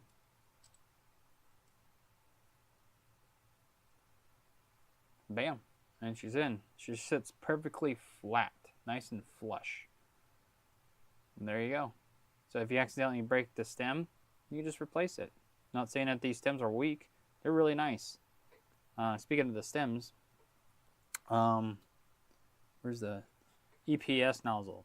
These are tight tolerances. So the Airsoft Mutation cylinder heads, they have a barely slightly oversized stem to prevent nozzle wobble. I should probably put some grease on it because she's a dry one. I'm just barely putting any on there. Anyway, here we go. Ooh, buttery smooth. The best thing of all, there is no wobble on that nozzle whatsoever. Look at that. Like, I'm putting some effort behind it. Here, I'll even zoom in for you guys. Okay, I'm holding it as hard as I can. I'm trying to make it wobble. Look at that. Guess what that's going to do? For those who don't understand, or I'm just excited. I'm trying to find the nicest way to put it. Mid-cap syndrome. That is one of the biggest reasons why people have mid-cap syndrome, is because if this freaking nozzle right here moves around, you get horrible FPS. So when your nozzle is going back and forth, shitting, if you have a magazine, EPM1 magazines being one of the biggest mid-cap syndrome creators on the face of the earth, they push against your nozzle really hard when they're fully loaded. Again, fully loaded. They push against your nozzle, and it ruins the alignment of your nozzle to your bucking, and therefore leaks out compression when your piston is released. So the fact that this cylinder head is that tight tolerance, and still the nozzle moves back and forth pretty damn freely, I have to add a little bit more grease, but is huge. And then you put it in your gearbox and shim your cylinder head, which is highly unlikely I have to do this with this one, because your cylinder head can also tilt around. You don't want that. So if you can minimize that, then your nozzle doesn't move around at all. So for demonstration purposes, let's see how much the cylinder head moves around without the cylinder. Okay, so you can see the cylinder head moving around, right? I myself shim cylinder heads when they do that. And it's simply to prevent mid-cap syndrome. So I got these shims here. Will, you've seen this before. Will says 5.41 millimeter. Actually, I think it's... I have to check again, but yeah, I think you're right. I think. Baser Ben says Macron, Maple Leaf Macron nub and nub. Modify accurate hop up. It's double bills AK-12. Oh, okay. Anyways, so you put the shim in front of the cylinder head like this. This is how you test it. So if I can't push down that shim in front of the all the way down, which I can't, it's too thick. It is no, maybe not. Nope, it's too thick. So that's 0.2 millimeter, by the way, or it should be anyway. Let's see. It looks like I have 0.1s. Where are they at? Like paper, they're so thin. I got one right here. If I can get it out of my little tray. Come on, there we go. Okay, we take this guy, and what you do is put it right here, in front of the gearbox, and you try to put your cylinder head in, and it should go down snug, not super tight, but just snug. And I'm showing you guys the difference between shimming and not shimming your cylinder head. Okay, now she's down. Look at that. I'm putting effort into it, guys. See the difference of what happens when you shim and don't shim your cylinder head to your gearbox? You know you got it perfect when, or just right, where it holds the cylinder head in. But it still easily comes out. That's how you know when you have it shimmed right. But you see, no movement whatsoever. Just like regular gearbox shims, I got 0.1, 0.2, 0.3, and 0.5 in thickness. And then the outer diameter is a little bit off, but it's manageable. It's not perfect radius of the cylinder head, but it's close. It's close enough that once you pick out the shim that you need, what I usually do is I'll hold it in place like this, and I'll take a black marker, and I'll mark where I need to cut the shims. And then I'll take a Dremel, and I'll just cut out those slots. And then bam, now you got a shim for your cylinder head. I want to develop custom shims specifically for cylinder heads and teach people that this shit helps. It really does. And it's a good way, and it works on any AEG that uses a cylinder head that uses the standard width cylinder head. But to be honest, I think I like that I had to cut out the slot because it makes it more universal. Because some cylinder heads, the gaps here are, excuse me, I gotta put that in camera.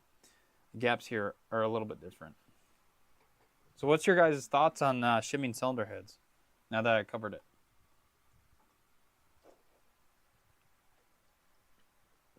But I'm treating this build with some airsoft mutation. Kind of wish I would have told those Canadians that I didn't think I was going to do this, but it just kind of popped up. I was like, oh, you know what? I didn't think of this.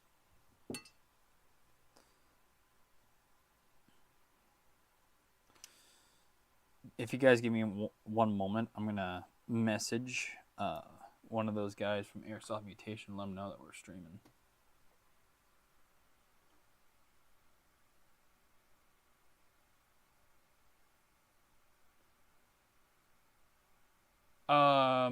That's because that's a bit of an explanation. I'll give me one moment because I want to message one of the guys from Airsoft Mutation about this. So they can also explain it because they literally designed these cylinder heads, so they actually know more about this kind of stuff than I do, which is awesome. Love talking to these guys; they're so knowledgeable.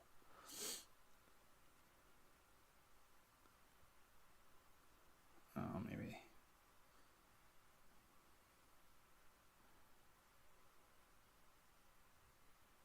Oh, that's the wrong channel. There we go. Where's their cylinder?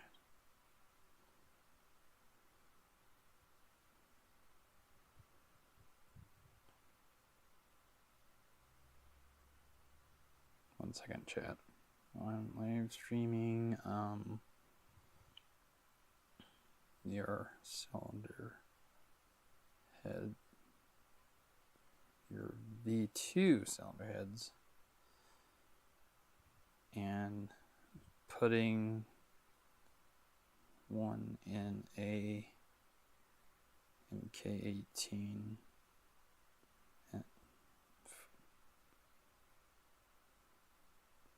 rifle to add tribute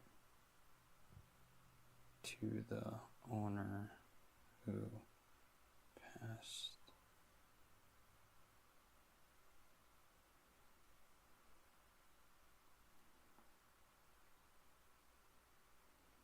a vet.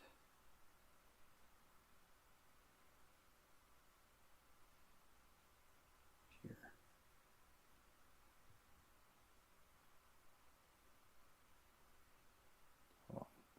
YouTube channel.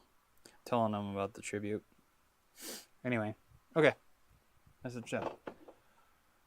Only certain time designs of pad cylinder heads, and of course, depending on.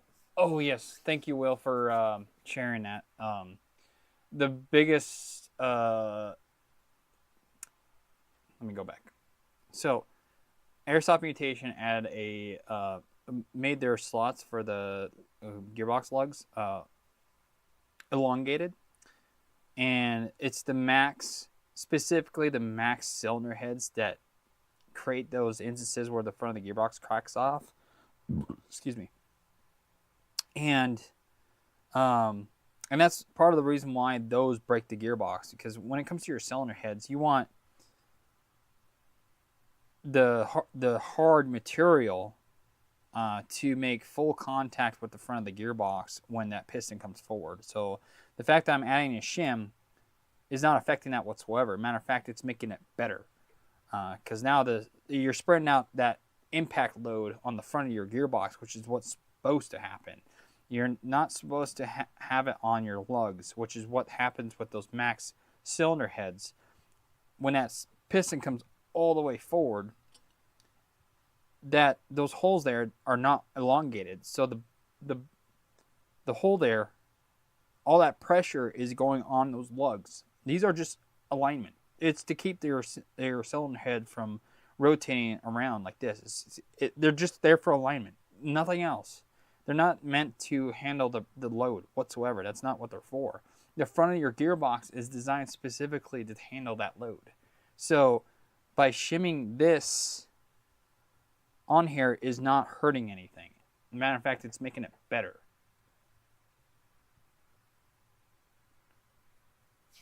Oh, and thanks for your input, Error. But I personally stopped using those any cylinder heads with the rubber bushings on the front of them, because what ends up happening is that it causes it to wiggle around more. If your gearbox can't handle if you're worried about your gearbox snapping off the front, and I just remembered I need to radius this gearbox, you shouldn't be using that gearbox shell in the first place. the older like really old gearboxes that SEMA and stuff made, they crack off on the front really easy. Another good one is G&G, the older G&G gearboxes, the shells. But I'm gonna surface prep this and get some holy shit blue Loctite on this to put it together, of course. What Wyshtech is doing with the shims is essentially countering the same thing the racing gearboxes do. Couldn't set you said it better than myself there. Well, thank you. Really appreciate your guys' support. You guys make, and as well as they're just doing these streams, it makes it that much more fun. I really enjoy you guys being here. I'm gonna grab some denatured alcohol. So, guys, what's the difference between denatured alcohol and isopropyl alcohol that's 93 or 97%? What's the difference? Are they the same thing?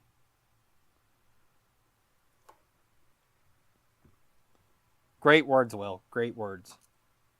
Fucking love that. Excuse my French.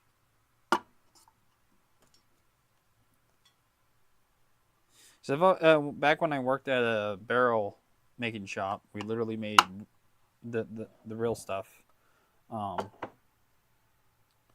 That's what we used to clean the barrels, steel and whatnot. It's not as aggressive as acetone, which I love using acetone when I surface prep for adhesives. Always use acetone for adhesives. I mean, for surface prepping, that is.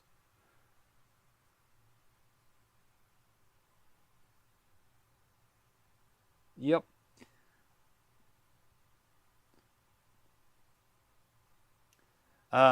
One thing to watch out for with those FPS cylinder heads,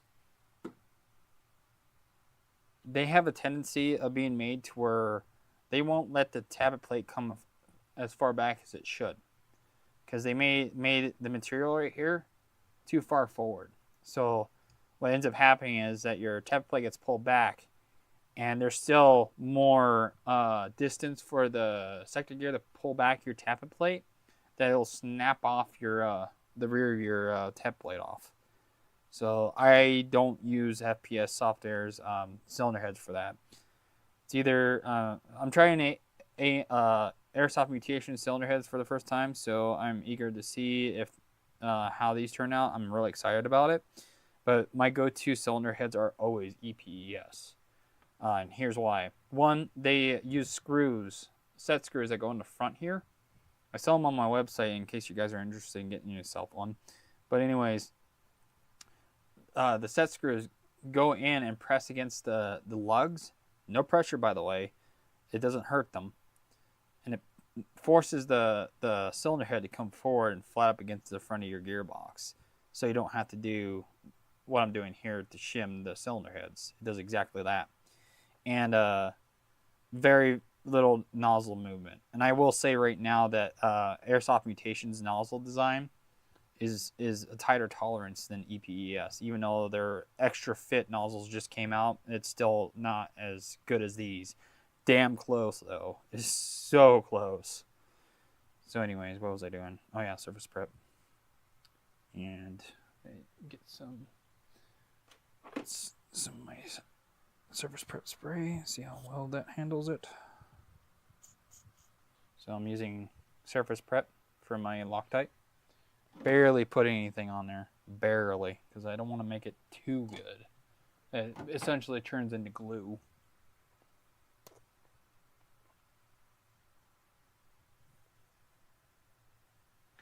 In layman's terms, denatured is actually more aggressive and safe than isopropyl.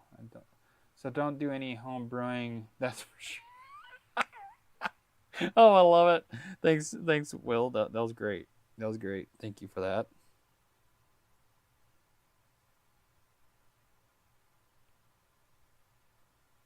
Here, got some of that Loctite on there. Not much, because like I said, want the option to still be there to be able to take off the cylinder head. Again, so to install these cylinder head or these stems for these airsoft mutation cylinder heads, you can just use this tool that's normally used for your gas bullet pistol magazines for the valves, because if they made these stems specifically for that, to use this tool, so you can just tighten them down.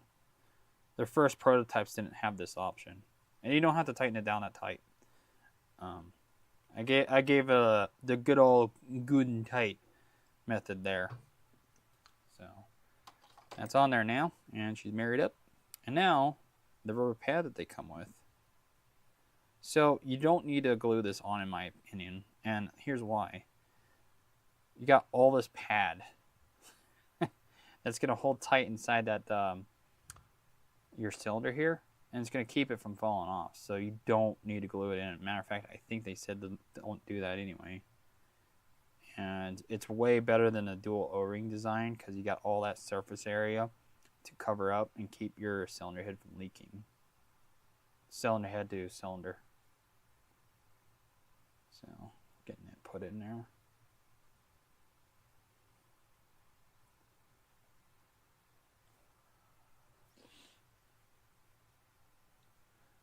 So what do you mean by a less safe for like plastics and whatnot? Because I've been specifically using denatured alcohol for cleaning around if things potentially have rubber parts around them, such as this. And then I use acetone for the strong lifting of because the isol, excuse me. The denatured alcohol is not as strong as the isol, whatever you want to pronounce it. I don't care. Yes, it is, Will. Oh, I just remember, Will. Have you watched any of Airsoft Negative's videos? And what's your thoughts about Airsoft Negative? Do you agree with the things that he preaches? Because I love his content, because I can relate to him on a lot of things that he talks about, especially when it comes to retail. Oh, God. He cracks me up so hard when he goes on a rant about dealing the hardships of running a retail. Okay, that's a hell of a lot better. Yep, she just needs some lube. But yeah, I like Airsoft Mutation, to be honest. Of course I love it. Airsoft Mutation, the parts are amazing. I love watching his videos. Airsoft Negative Airsoft, excuse me. But you want to know who my role model is that got me started in Airsoft tech? I actually have a role model, believe it or not. Okay, so I think we're set on this setup here. So I'm going to put this back in my tray and bring it back in the camera. And I'll come back to it later. Actually, you know what? I just realized there's something else I need to check with this particular setup, because I've never worked with this cylinder head before. Any new parts I ever come across, I have to like check tolerances and shit. And so in this case, I want to see how this cylinder head fits in this gearbox. Okay, now that's in. Yep. So I got the, hold on, not quite done yet for doing the checking of stuffs.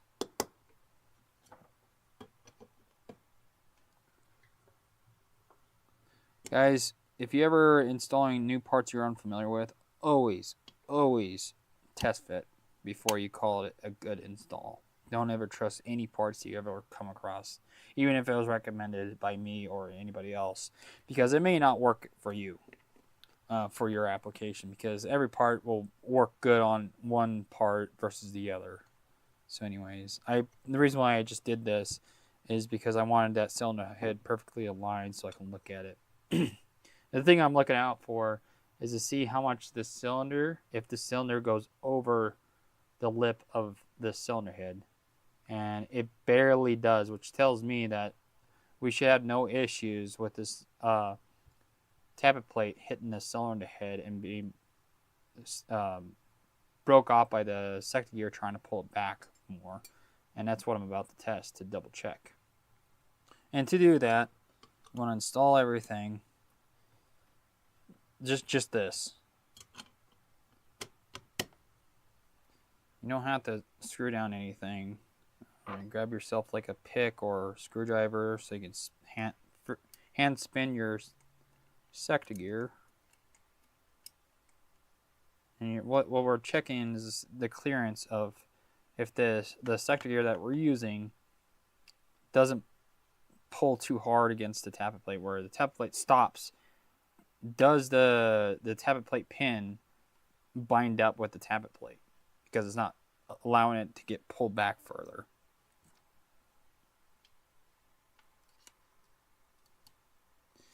Yep, and we're having that issue. So,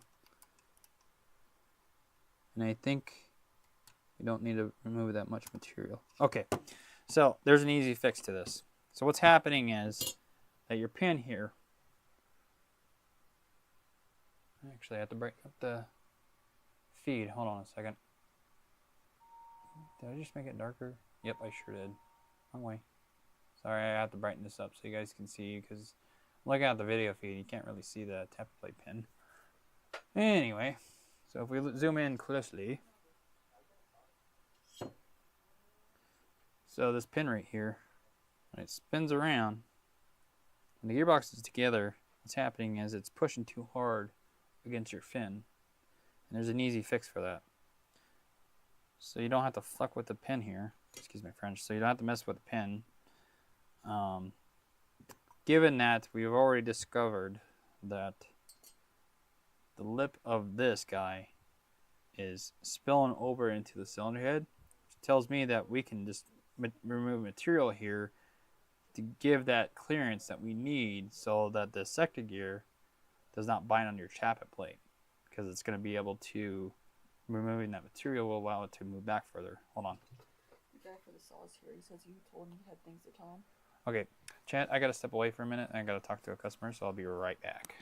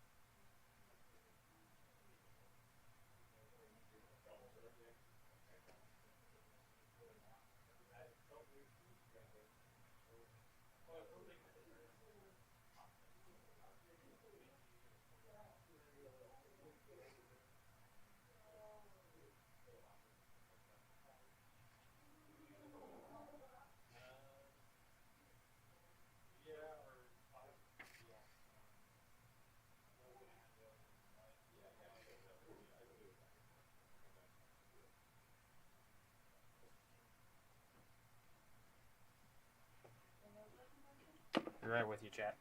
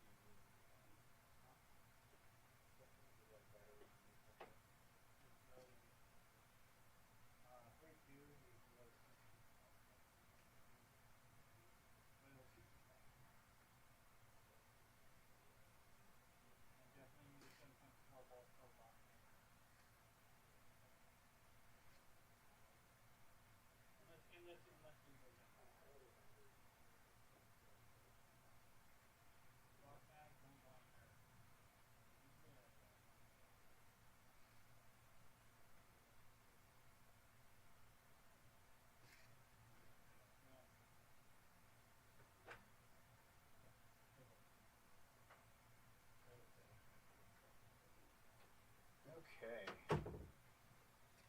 Sorry about that, guys.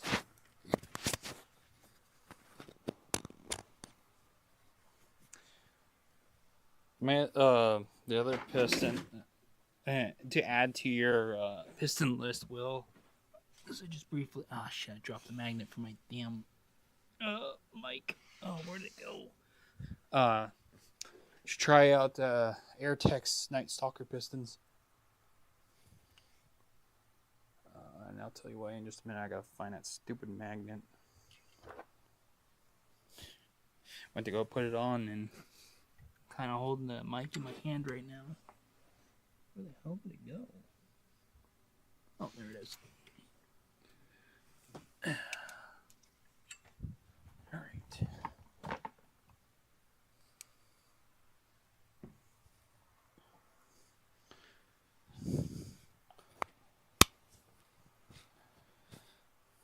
Oh, hey, Alec. Thanks for joining, dude. Oh, I gotta tell a customer something. Oh, wow. Where is it? No, I was there for like 3 days. Yeah, just so you know, the current spraying in that thing, it's not feel legal for the paintball field. This is. Okay. If you want to get it. What's the weight on the spring?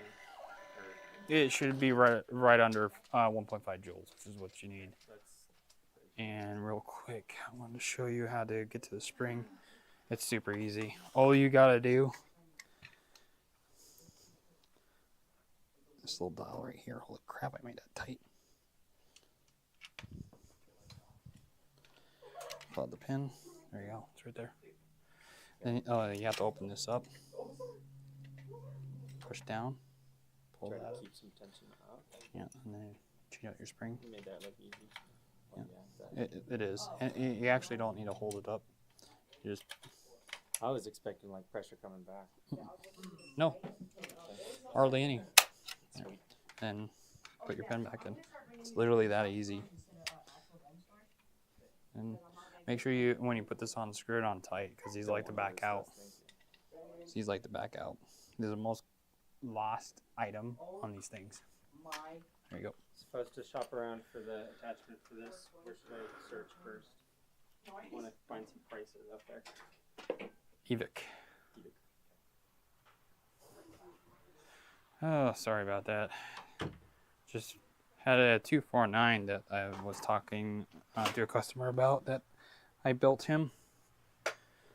They're the Bull Gear gearbox that I covered in this YouTube channels.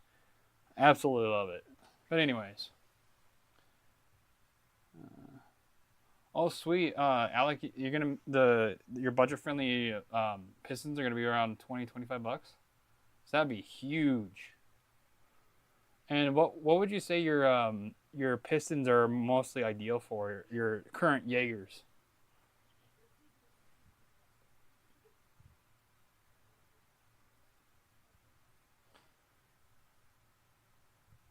Alec, do you know who?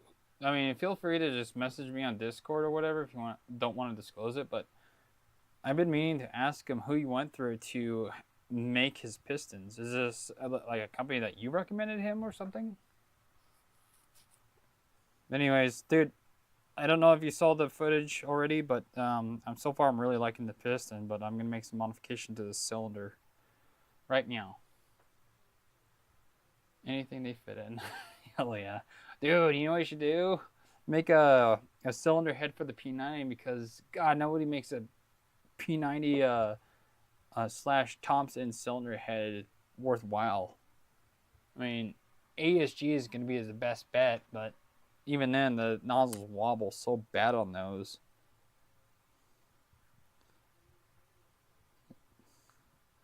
So I'm marking this cylinder for my end mill. Grain off some material. So the problem we're having right now, for those who are just joining us, the cylinder is not letting the tappet plate come back far enough for the sector gears pickup pin. So I'm going to fix that by taking it out because I think that's all the material we need because, Alec, your piston actually sits in this cylinder a little too much once I have it in the gearbox. And we all know that every part is going to be a little bit different, so I'm making minor adjustments. So I check everything, or I try to anyways.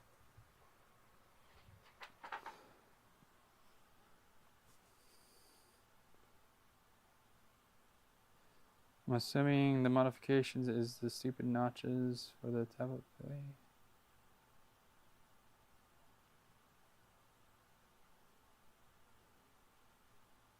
It's the cylinder.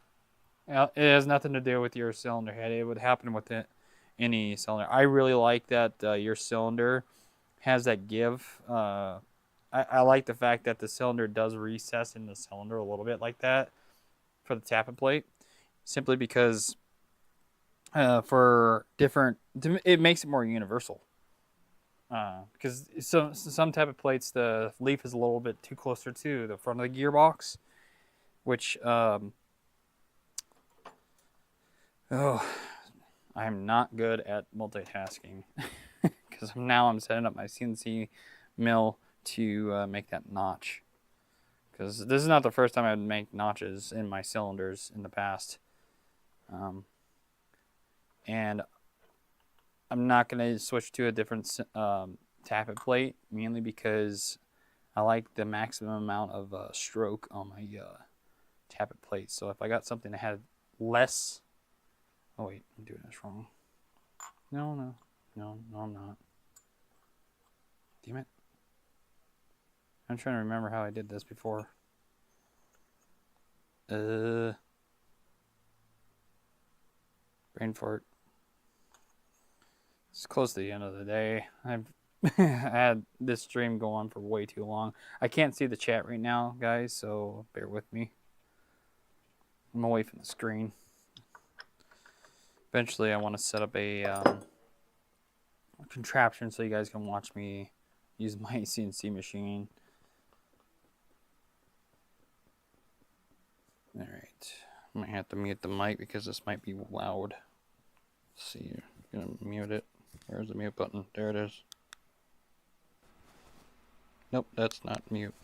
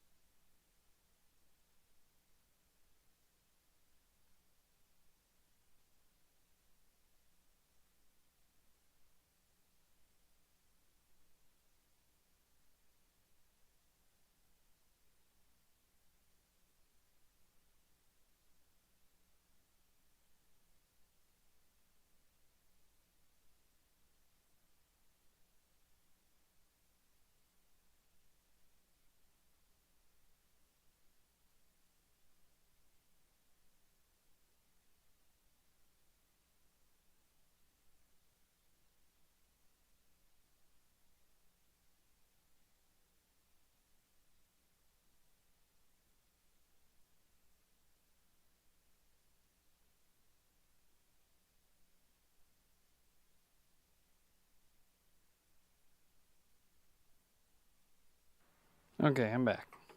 Hopefully I pressed the right button for muting the mic. But that actually wasn't as loud as I thought it was going to be. But right now I just finished making my cut and I'm filing down the... or deburring it with the file.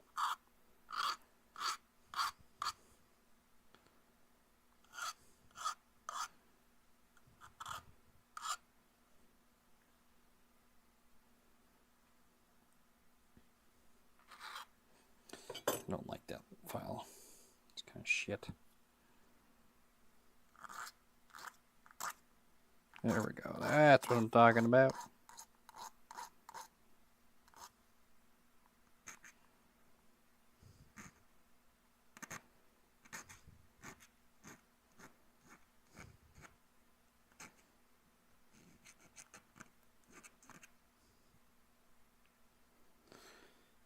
Making sure to deburr this cylinder since it went to cut up that beautiful cylinder head.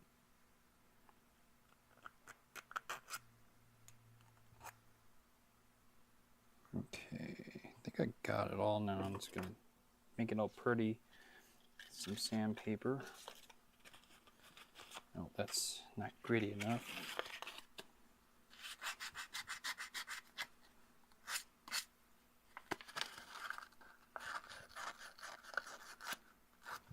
You know, as far as taking off the material off of the cylinder, I didn't need to take off much, probably about like 1 millimeter to correct the binding issue that I'm currently having. So I figured that this was the easiest way to go. Alright, this looks good. I don't feel any burrs that's going to cut up any rubber or anything like that, so blow this guy off real quick.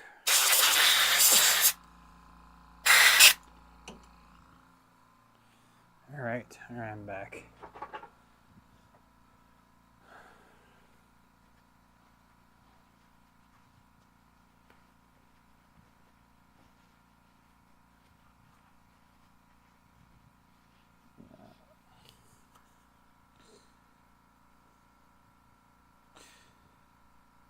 You need to watch.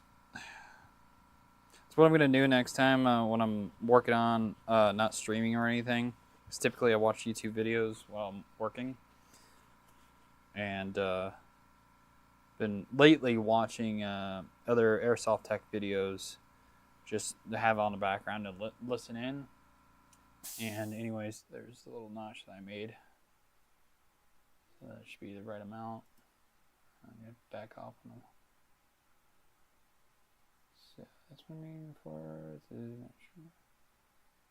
Yeah, I just told him hop on Fusion 360. How is it hard to learn Fusion 360? The program Fusion 360. So I've been kind of thinking about toying around with that and learn how to design my own shit. I'm assuming the modifications is stupid notches for tap play. Basically, yeah. I use... Okay, I already messaged. Don't trim the cylinder head, dude. No, I'm not. I only trimmed I was trimming the cylinder.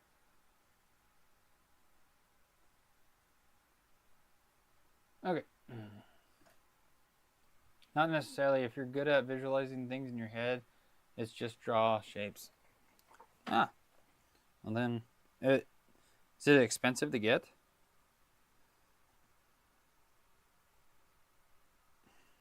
No. Forgot to put lube on there. It's ever-evolving learning process, right? Just like Airsoft Tech. Even if you know, it's just like figuring out what parts work best with what and all that good stuff.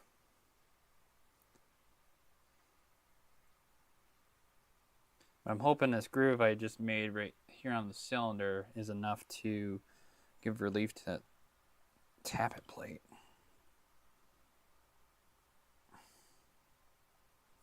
Trying to turn the cylinder head so it sits center of that notch I just made.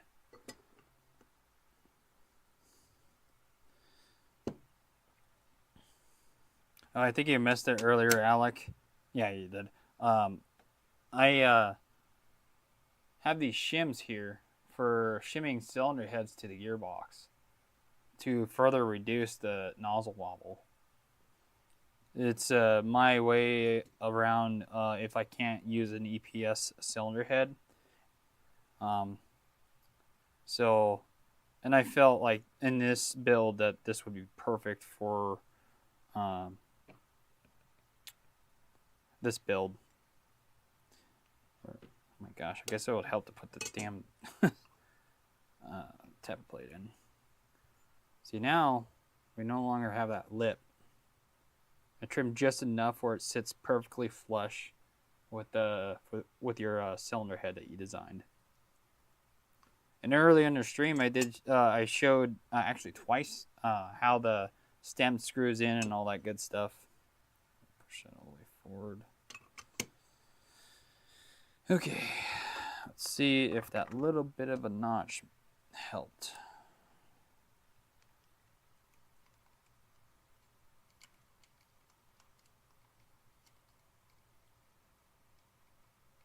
Yep, it worked. It's not binding up whatsoever. I couldn't even feel the tablet plate this time. Yeah, so we are good to go now. There's no binding whatsoever. And God, I love that. But anyways, I want to show you this, Alec. Has a personal use license that's free. Oh, no shit.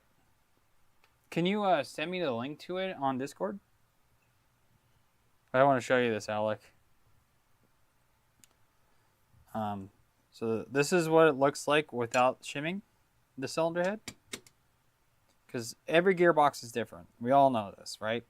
So you're going to have ones that fit perfectly and ones that don't. So in this case, this gearbox does not fit the cylinder head perfectly, and which is why shimming is warranted.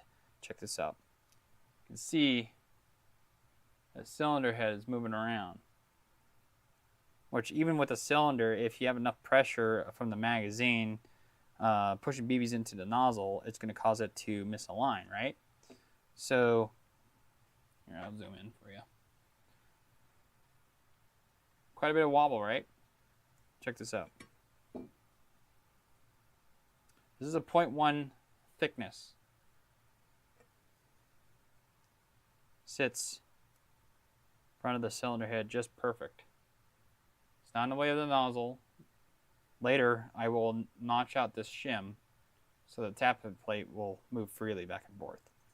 So we'll put this in.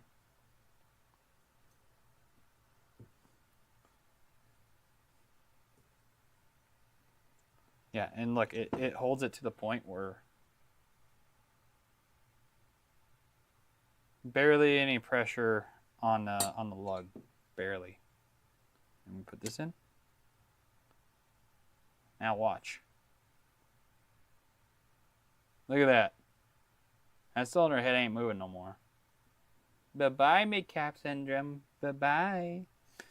With the addition of your amazing cylinder head nozzle, or stem, this nozzle ain't gonna move ever. Those BBs will literally have to push the gearbox up in order to misalign this nozzle with the bucking. Yeah, I knew you'd like that idea. I freaking knew it. Yeah, shit you not, dude. Amazon. And I posted it in IBAT recommended parts area. I left the link there. Literally from Amazon. They come in these little baggies. 0.1, 0.2, and 0.3, and 0.5. So if you got really bad ones. But yeah, this is a proud moment for me. Not gonna lie.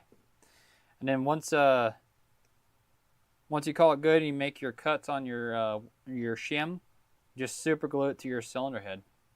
Done. Have you tried my ghetto version of the cylinder head stabilizing yet, bud? Can you explain that your ghetto version again? Because I didn't quite understand last time.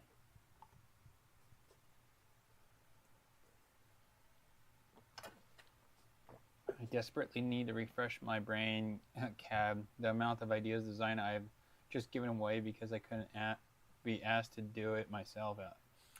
Yeah. Gotta take action, man. I feel you on that front, Will.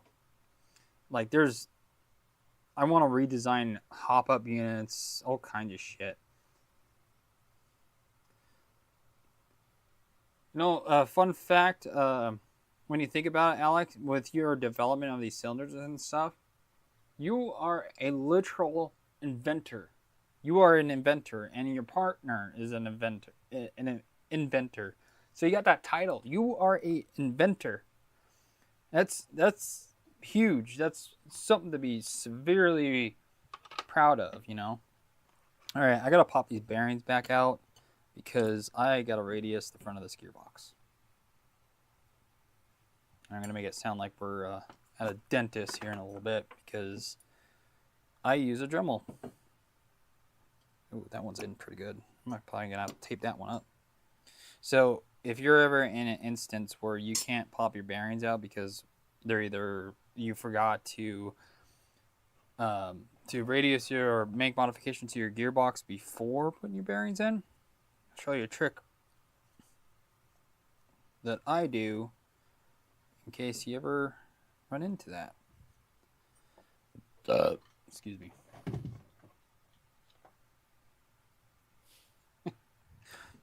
Make me blush, Alex. Alec, excuse me.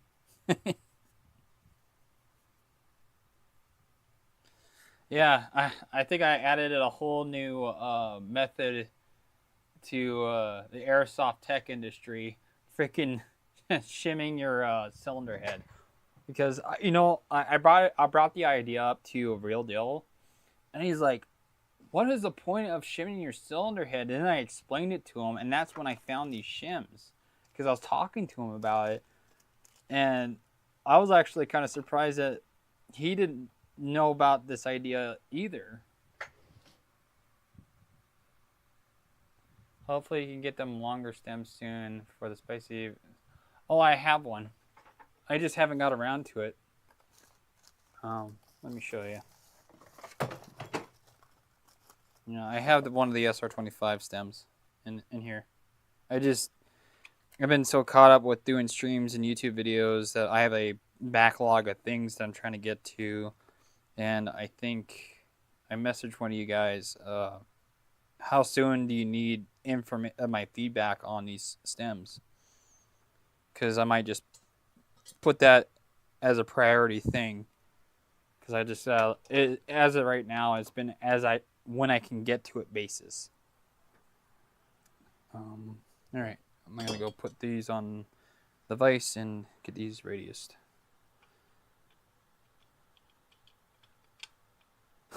Will's version. I drink and I know things. For Alec, it's stoned as fuck. Well, you know, that's where most of the creators get their ideas from, right?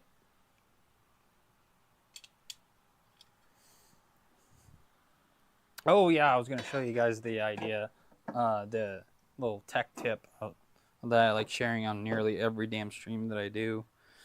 I take black tape and I'll cover up the bearings because black tape, especially Scotch brand, they're very resistant and still stick to surfaces that even have a little bit of grease on them. As long as you wipe them off relatively clean, they'll stick. That way, if like, oops-a-daisies, I forgot to make modifications in my gearbox that's going to make metal shavings go everywhere, because I'm really good at doing that. Black tape is really good at sticking to greasy surfaces. Where's my scissors? So to protect metal shavings from going inside my lovely bearings here, I cover them up with black tape, and it works every time. I used to use painter's tape, but that shit doesn't stick worth a damn. And duct tape is just too messy to work with, and black tape is just perfect. Tape them on both sides so there's no chance of that shit coming through, because I really don't want to have to punch this bearing out.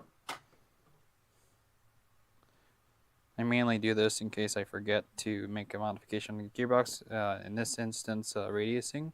So they're going to have metal shavings everywhere, and I don't want them in the bearings.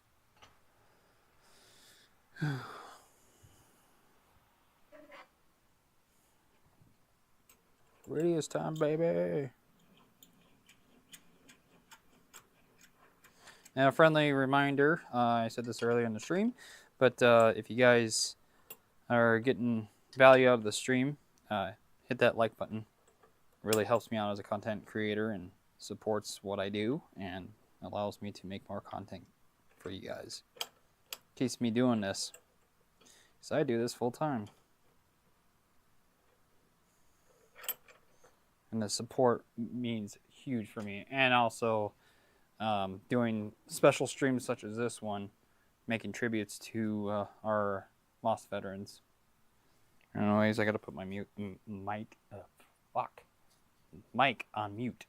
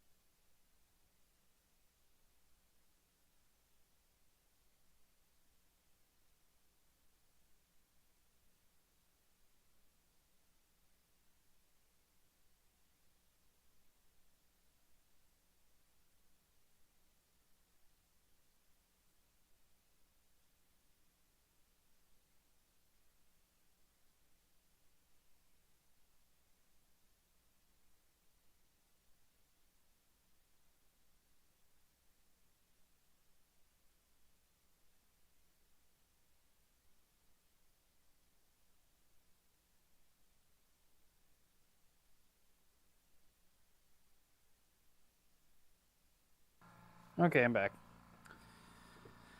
Alright guys, I need you to judge the shit out of me, please. How's my radiusing? Like right here.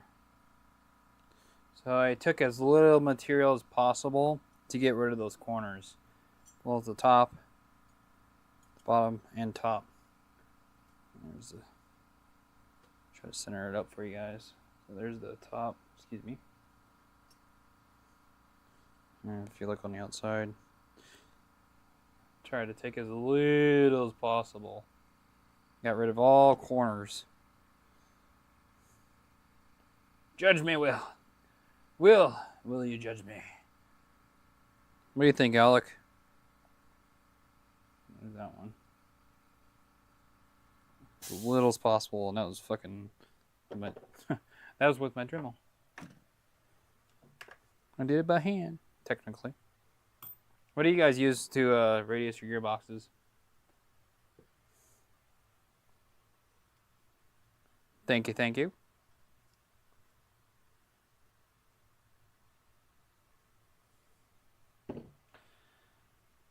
Alec, do you know what the deal is with Bugatti not shipping to US anymore? Because they told me that they were having issues with DHL's policy or some shit like that, and it pisses me off that that they can't ship to the US anymore because of that. What if whatever spiel is going on with DHL? Do you have any insight on that? Why DHL is being a bunch of douche canoes? Swimming in the river of douche. No, not swimming, but canoeing in douche. Sorry, I'm just reorganizing my rifles here. So I literally got 5 more Spectrum Arm M4s that I'm putting pay runs in.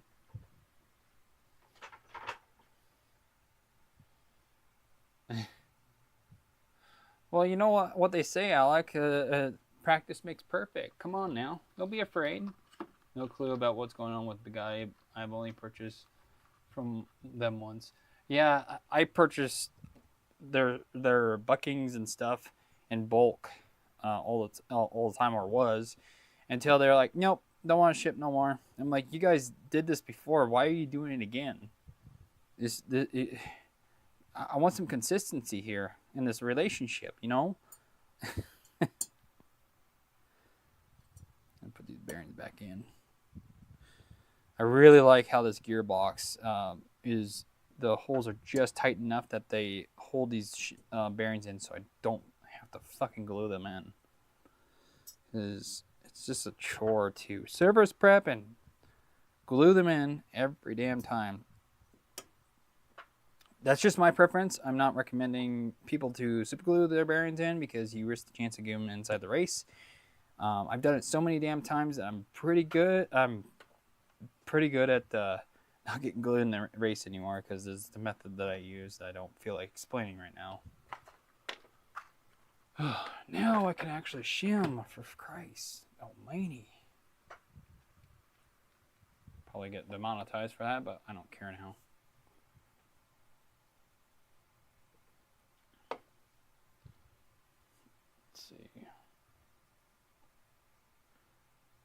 You save like $1 if you get 100 buckings.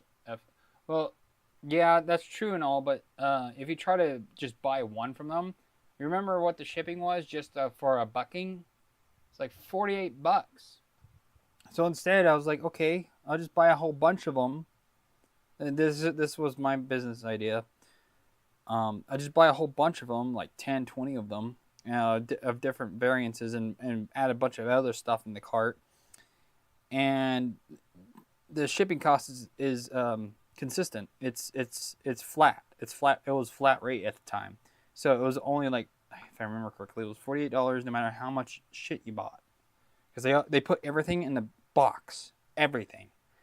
So it didn't matter how much it weighed. It was kind of like a USPS's flat rate. And so, anyways, yeah, for me, I think it was 48.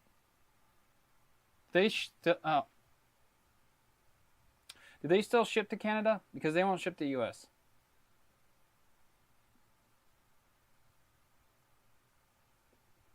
Because I really want to keep stocking Bugatti stuff, but they just won't ship here anymore due to the complications in the shipping.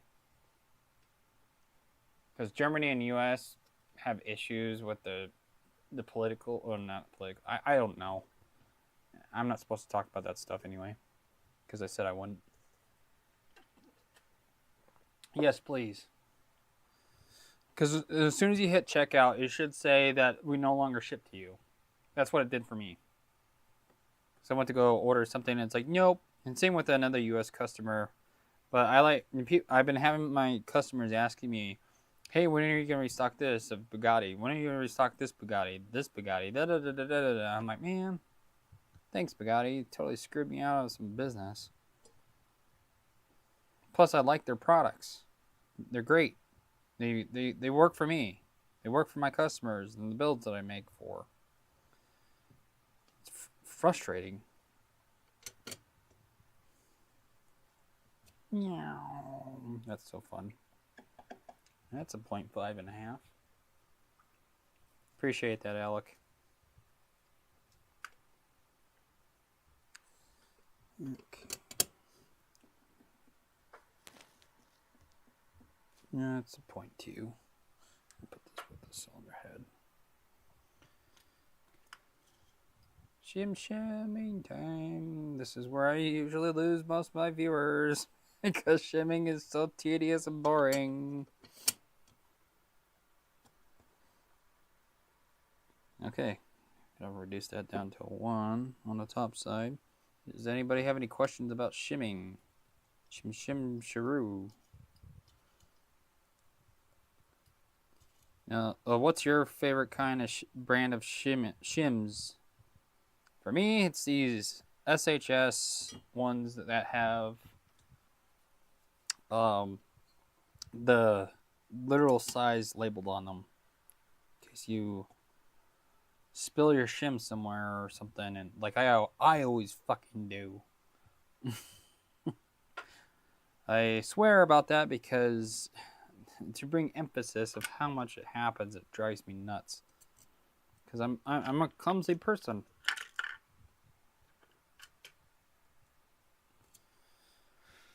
Oh, where's my 2? There's my 2. As a tech, there's no money to be made with Bugatti up front, but long term, some of their products are get great results. I like their hop-ups. All of them. They have a hop-up for the AUG. And all their hop-ups have TDC. They have the hop-up for AUGs. They have a TDC hop-up for the P90. You got one for the SEMA / VFC MP5s, but as I forget his name, because I told him that I was like, hey, the MP5 Bugatti hop-up fits VFC, and he's like, nope, no, it doesn't. I had to modify. I was like, what fucking VFC do you have that it did not fit? Because the ones I've tried it in, they fit just fine. It would be awesome if there was a source of consistent, reliable information for techs. It seems that every tech has to reinvent the wheel and find out what works best for them. Yep, that's you nailed it, dude. Canada's not on the list. When you say that, Alec, does that mean not on the list for like they can ship to you? Instead of a 0.5 shim, I have 0.63. Ray, thank you, Prime Tech. I'm so bad with names.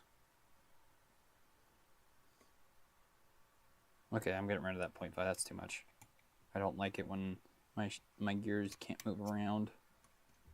Or on bearings. When I say move around, as in like doesn't allow when it puts pressure against the inner race of the bearings. Because you need at least no more. I'm trying to figure out how to put this in words. Some of you guys will know what I'm trying to talk about. You want enough give in your play in your gears for bearings as minimal as possible, but you want enough give that it allows you to apply no pressure, sideways pressure against your inner races. Because if you don't do that and you over shim it, you'll blow out your bearings. 100%. Depending on how bad you put pressure on the side load on those bearings. My favorite amount is usually 0.05 millimeter, a half of a 0.1. And I've done this so many times that I know what that looks like, because it's really easy to tell the difference between having 0.05, and this is I'm kind of exaggerating this because you can't see that exactly. The way it looks like to me is you can see that the inner race of your bearing can move up and down. It can go back at rest and move all the way up, and you can just barely see that axle, the front of the axle slide up and down in the inner race. Just barely.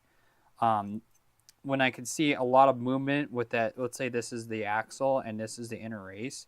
If you can see that axle move a good amount, and good amount is depending on what a good amount is to you, but for me it's hardly any, or excuse me, quite a bit. Like it looks like a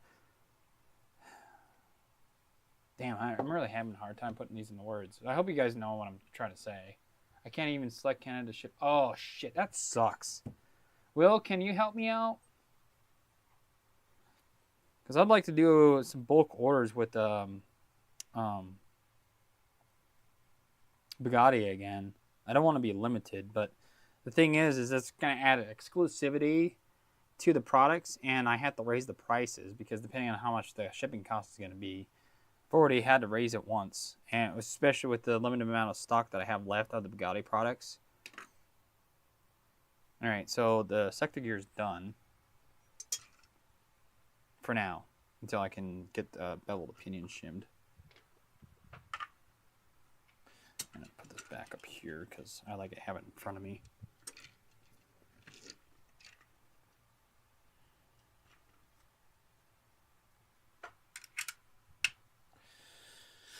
Okay, now we're moving on to the spur gear. When it comes to these Javon gears or any SHS or rocket gears, I always start off with a 0.3 on the back. And then I shim from there. The reason why I do a 0.3 on the backside of the spur gear every time is because it, through experience of trial and error and doing many builds with these specific gears, SHS, rocket, and of course these Javon gears, there's enough clearance between the underside of the spur and how high these bearings and or solid bushings, if you use them, sit, and they don't rub on the spur gear.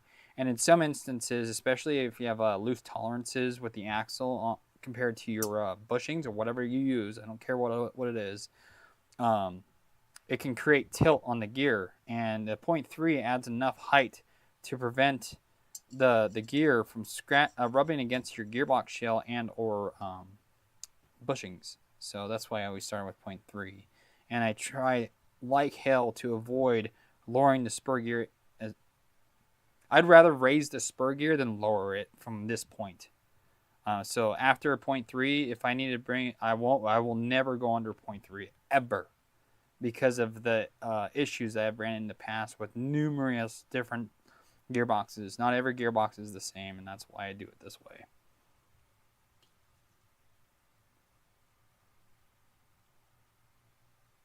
Oh, where's my mouse? I'm trying to put my mouse so I can scroll up on the chat. On Negative Airsoft, he seems more of an artist than a scientist, which is an interesting approach. Yes, I wholeheartedly agree that. I mean, after watching a few of his videos, because a scientist would get more analytical and measure. He never brings out calipers. I've never seen him bring out calipers. So to say that he's an artist is spot on. And he's a damn good artist, in my opinion. This is why I do normal builds anymore. I'm way too pedantic and perfectionist. Yeah, I feel you, Will. It's hard to not to go the perfectionist route. I think there's a little bit of margin between perfectly shimmed and absolutely good enough shimmed. There's a tell the difference. Perfectly shimmed. Yes, I agree, Baser Ben. It gets to the point where you're just chasing numbers. Yeah. I worked at a barrel making shop and really understood that concept quite a bit. What am I doing with these shims in my fingers? Oh yeah, that's right. I get so distracted sometimes. Is there an official SHS store on AliExpress? No. And most of them are fake. You have to essentially email SHS.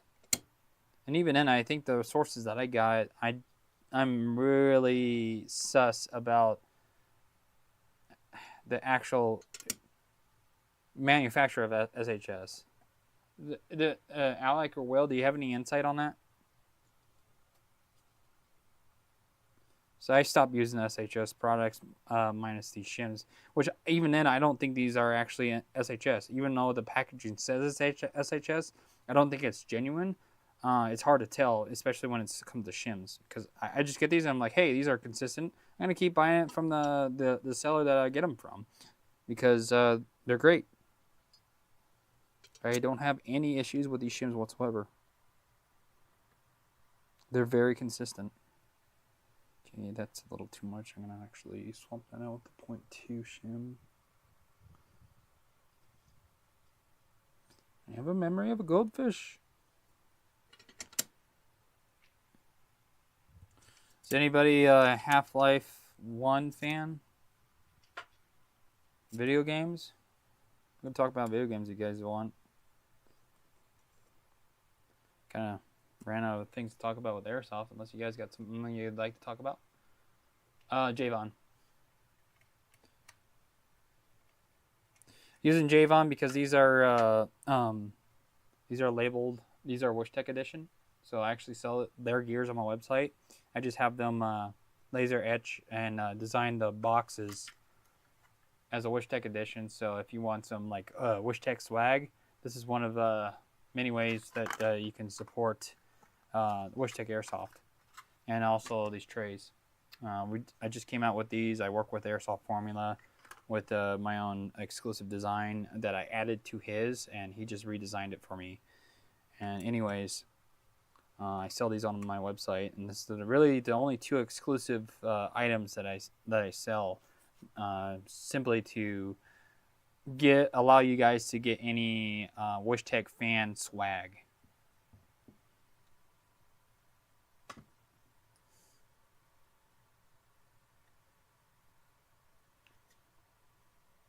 Yeah, I'm not liking that. That's a little too tight for my liking. Is it much harder to shim at helical gears? Not really. When it comes to and that's just me. It could be different for everybody else. But the way I shim helical gears is I do exactly what I'm doing right now. I get them shimmed to the gearbox first. And there's different ways to skin the cat. But anyways, I shim to the gearbox first, and then I shim beveled pinion, and then it's at that point where you want to maximize your tooth-to-tooth contact between each gear as much as possible, without sacrificing, clearances with the spur to the gearbox. I take it a step further, in my opinion, when it comes to that, as I say that, because I go full autistic when it comes to this. I would like really look into the detail about what I'm doing. So anyways, I hope that makes sense. When it comes to the helical gears, you want to maximize that tooth-to-tooth contact as much as possible, but you got to watch out for clearance. Because if you don't have enough clearance between your gears, they're going to rub on each other and cause you issues. You want to minimize side-to-side movement on those as much as possible, so you want to shim within 1 millimeter of play, no matter what bushing you're using, in my opinion. You don't want any more than 0.1 millimeter shim. If you can get them tighter than that, well, allowing the gears to free spin, more the better. It's more paramount to get that spot on than it is with flat cut gears. So I guess that's why a lot of people would prefer straight cut gears over helicals when it comes to shimming, because you don't have to worry. You can have more margin of error with flat straight cut teeth than you can with helical. So yeah, I guess that's the best way to explain it. And that's good. Now I can put bottom shim here. Now we can go to the bevel. So the bevel, I like to start off with a 0.3, or excuse me, a 0.2 on the bottom, because at minimum,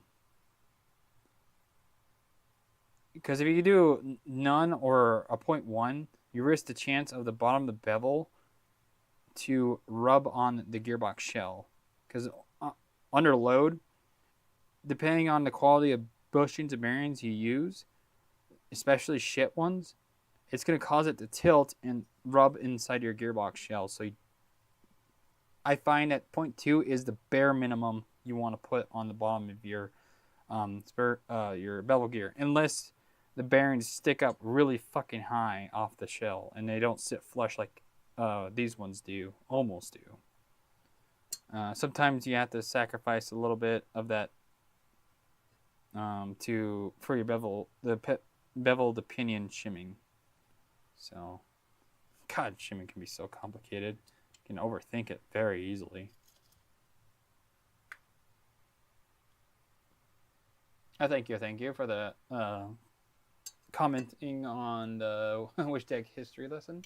Did you guys start as a retail store or on the teching side? Teching side, um, was selling BBs uh, out of my garage online. I'm selling only online, and then when I go to events, I'd of course bring BBs with me and be like, "Hey, I got BBs if anybody wants to buy some or need some or whatever." And then the opportunity of opening up my own store for with the 900 square feet for 800 a month popped up, and I was like, "Hey, I can afford that." And then I got a loan through the bank, getting a capital loan to buy and fill up the store with product and all that good stuff. And 3 years later, here we are.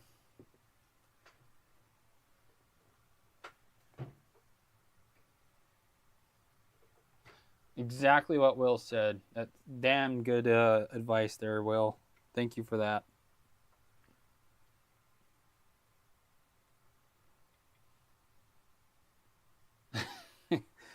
God, that is so good, Will. Thanks for sharing that. Damn. 'Cause that's how hard I agree with that. Very good, dude. Very good. Man, keep coming to my streams, dude, because your insight is great. It's like I feel like you're me. It's like a duplicate of me over in the UK.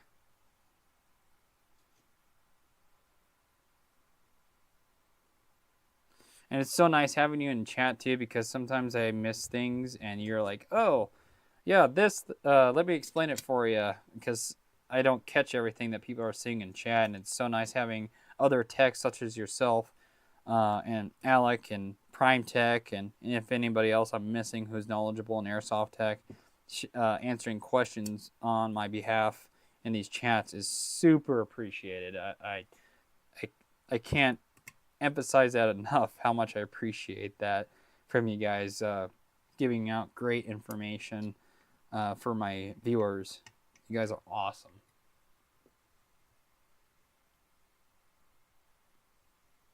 Yeah, yeah. There you go again, Will. I wholeheartedly agree with you with that. Will says, so tech tip, if your gears aren't high quality, at least quality check, don't shim precise. Exactly. Because you're going to rip your hair out on a gear that's not as concentric and all that BS. And yeah, it's just going to drive you nuts. You don't have to be as precise when it comes to like sintered gears, or especially gears that are OEM and warped and not perfect teeth. Just get it close. Don't as long as this is my rule of thumb when it comes to OEM gears. As long as the gears aren't rubbing on each other and you keep them far away from enough with at least 70% tooth-to-tooth contact, you're good. But if you're trying to build a airsoft gun that's going to shoot 1.5 joules, or heck, even 1.1 joules at 30 rounds a second, those gears are going to fail 100%. No matter how well you shim them. So do yourself a favor and get yourself some high quality gears. Then worry about being precise and shimming. Because if you can even have your gears in your stock airsoft gun, and we're just strictly talking about low quality stock gears. You can have them moving around like this, like crazy, as long as they don't touch each other while they're moving around, because you could shim them like that. It's going to work just fine.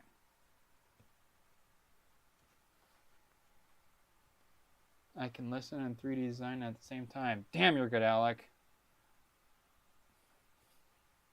Oh, yeah. You having fun, Alec? Listen to me rant? Have my rants? Okay. I think that's 0.1 millimeter movement. And then another thing, when it comes to the bevel, this is one thing I've noticed. When you think about it, when you shim the bottom of it, and and you worry too much about it getting perfect where it doesn't move up and down much, you got to keep in mind that when that motor fires up and starts turning, it's going to push that bevel up against that bearing nice and tight against that bushing or bearing, whatever. So it really, the shim that really counts is the one that you put underneath your bevel, because the bevel is going to go in that direction. So it doesn't necessarily matter that you get the shims on the other side of the bevel perfect. So, yeah, I'm going to go with that, because I'm losing my train of thought here. So when it comes to your bevel to pinion, just make sure your bevel gear is facing the bottom of your bevel gear is facing towards the ground when you go to wiggle it, because that's going to show you if your bevel is raised up high enough into your pinion gear. So that will tell you, like, oh, I need to raise my bevel gear by 0.1 millimeter, so quit wiggling because I know I got my height adjustment set. And then you're good.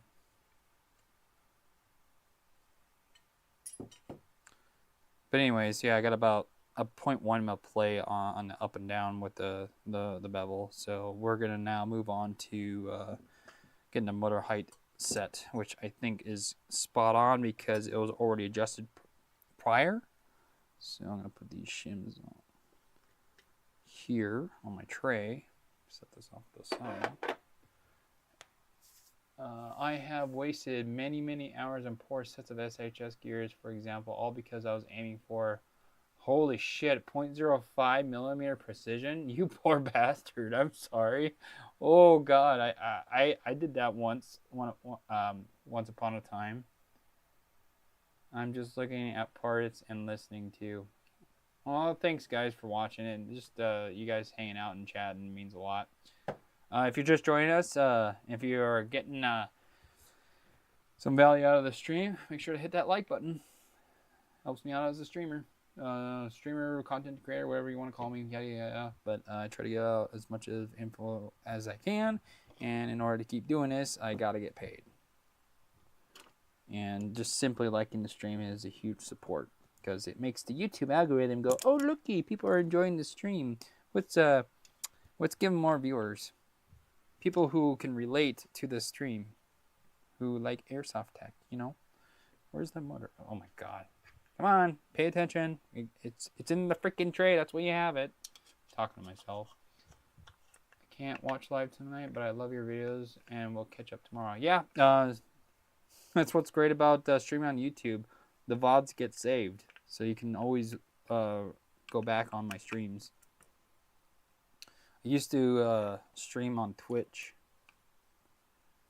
Dude, this gun for Edgar, in memory of Edgar, is going to be amazing.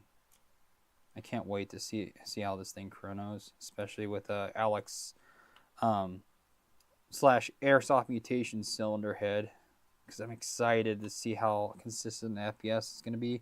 I don't think it's going to be absolutely perfect, because the tappet plate in this gun, the King's Arm, isn't exactly rigid, and I like my rigid tappet plates. More so that I even like the Bull Gear aluminum tappet plates. I've used them a couple times now, and so far I'm really impressed. That 249 that I talked about earlier, mwah, perfect.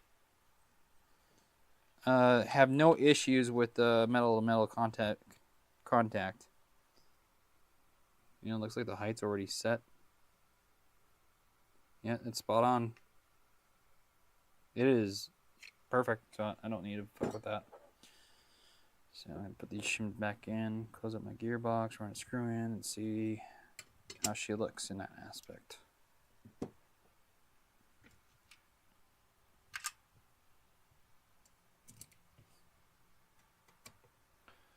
Okay, this is perfect time to watch this set. Need your takes on bushing a bearing hole, inner diameter versus gear axles on different gear sets. How to shim them. Huh?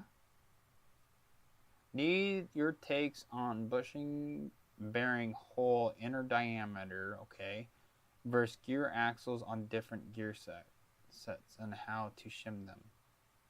I'm not entirely sure what you're trying to ask, Will. I'm a little confused. And he's talking to you too, Alec. Like, if a gear shaft is not snug on a bushing, I tend to shim the gears slightly more apart laterally, so less chance of them touching each other under load. Oh, yeah, exactly what you said. You just shim them further apart. If you have issues to where, or the gearbox shit, if you're talking about the bushings, like, you're talking about the bushings, the holes for the bushings, or you're talking about the bushings themselves. I'm trying to need your takes on bushing better. Oh, okay, never mind. I'm overthinking it. So if there's play with the axle inside the bushings, is that what you're saying? Because if there's a lot of play with the axle and the inner diameter of the bushing, it's going to cause it to tilt. And that's what I was discussing earlier with my shimming. You shim them further apart. And that's why I was, oh, Jesus, a 0.2 difference between a, oh, no. That's horrible. It should be a lot tighter than that. That is a horrible axle on that gear. What gears has 2.8 millimeter shaft? Seriously. Fucking throw that out. That's just going to cause you issues. You have to really, I mean, shim them apart as far as necessary is all I got to say. But I wouldn't use those gears. Yeah, like, now you make me want to shim, or not shim, but measure the axles on these fucking rocket gears just to, yeah, 2.97. Oh, whoops, 2.97. Yep. So 2.8 is horrible. That's gonna be like throwing a hot dog down a hallway. Holy shit, Brennan! Thank you for the super chat. Oh, you didn't have to do that, dude. I know it doesn't help a lot, but I've been subscribed for over a year and I never watch a stream. Love that you're doing this for Edgar and love the community. Thanks for all the tips and comments, but I gotta go. Dude, Brennan, thank you so much. I really appreciate your donation. You didn't have to do that, dude. God, you're awesome. Thank you for the $20 donation. You're awesome, dude. I don't like the shit out of that comment. You won't let me. Oh, there we go. Thank you again, Brennan. And have a great day, great night, or whatever time it is over in your area. I'm not sure where you're at. I can't remember.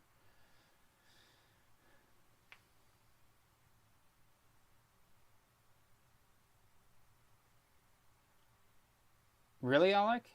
Because I've done the SEMA Platinum's gear sets as well. I didn't bother to measure them.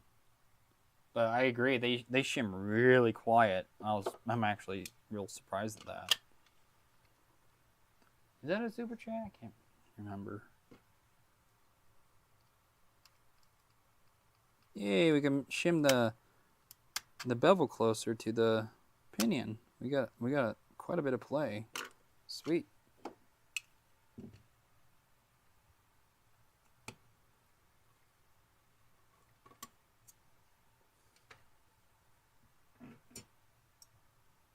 So I think I'm going to try 0.2.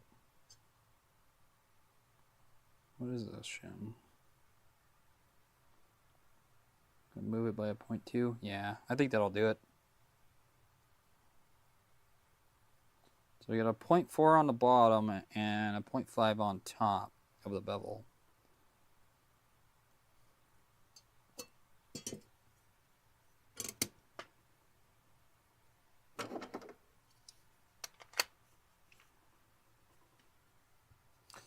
You know, I just realized that this gearbox doesn't sit perfectly flat, or angles. Not great. I had to do one of those where I had to run a screw into the gearbox and then screw the grip to the gearbox to double check the play. So what I'm gonna do is I'm actually gonna split that 2.2 millimeter shim to 2.1 shims, make the bottom 0.3 and the top 0.6, because this is just a gut feeling is what I'm going off by. Because what I'm worried about is that once I screw in that grip to really check the play between the bevel and pinion, got a feeling that making that move will have it perfect. Gut instincts, man.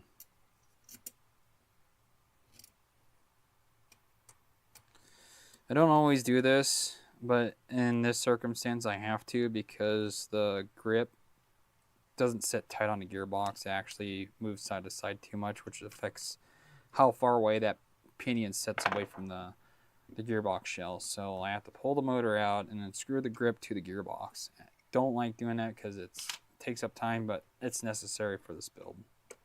Some airsoft, god damn it, drop that stupid screw. In some instances, or actually most of the guns I work on, and when it comes to M4 platforms, the grip goes on real tight on the gearbox, so I don't have to worry about that lateral play like this on the gearbox, and in this case it is. Yay. Alright, scroll back up.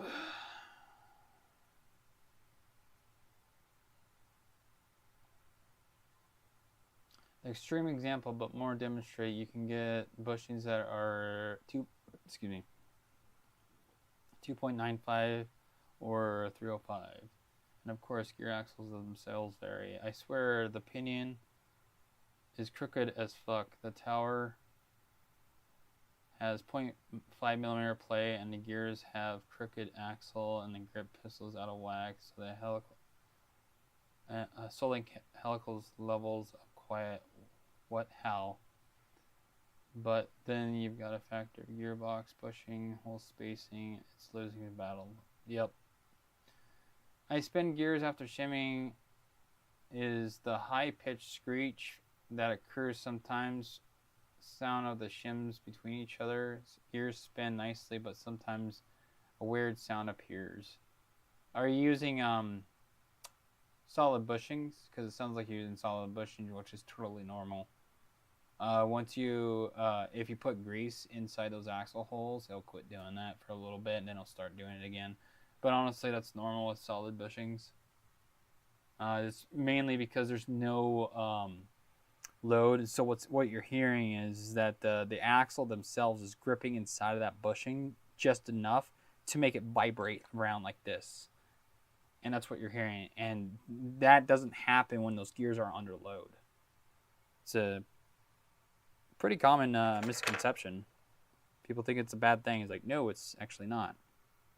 It's just a loose tolerance between the bushing inner and diameter hole for the axles is wide enough to cause it to do that. You're literally hearing the axle smacking around inside that bearing hole. Or not bearing hole, solid bushing hole. That doesn't happen with bearings because obviously they're bearings. Bearings don't do that. If a bearing does that, then it's shit. It's broken. Throw it out. Get it out of there. It's garbage. Garbo.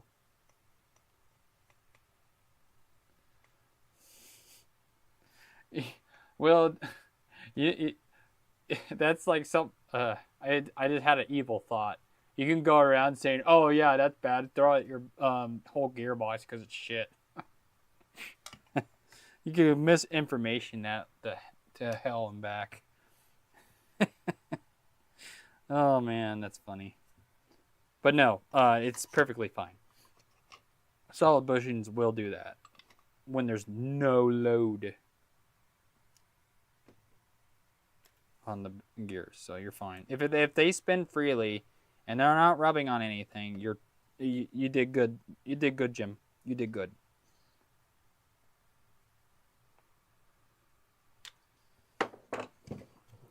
Where the fuck did that screw go? Oh, there it is. Wow. So, how many techs here can relate to losing shit to the void of the floor? Little parts like screws, springs, you name it. Just little stuff.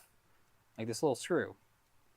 Because that is the number one thing that upsets me the most when it comes to teching. When I do, because it's so true is why I'm laughing.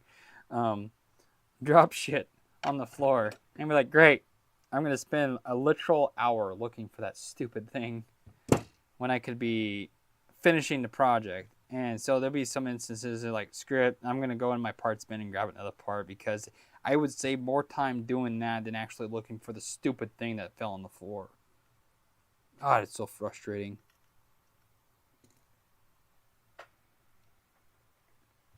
I lost an anti-reversal latch spring, and I swear I couldn't have gone more than 3 feet. Oh, the pain! That's a good one. What's another one? Guys, share me with your pains. I want to know your pains. Search for a damn thing for 3 hours, and Yep, I use a fish magnet. Didn't fucking work.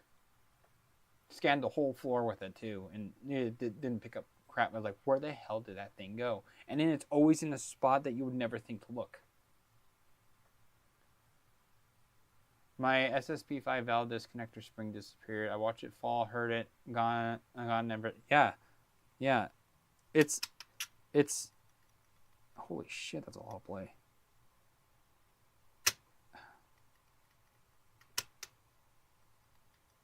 Okay, so I'm way off. You hear that knocking? Here, I'll show you guys how much play there is. There's a lot. Alright, check this out. I love that these ports exist on these gearbox, by the way. Doing this makes it so much easier. But look. Look how much play there is.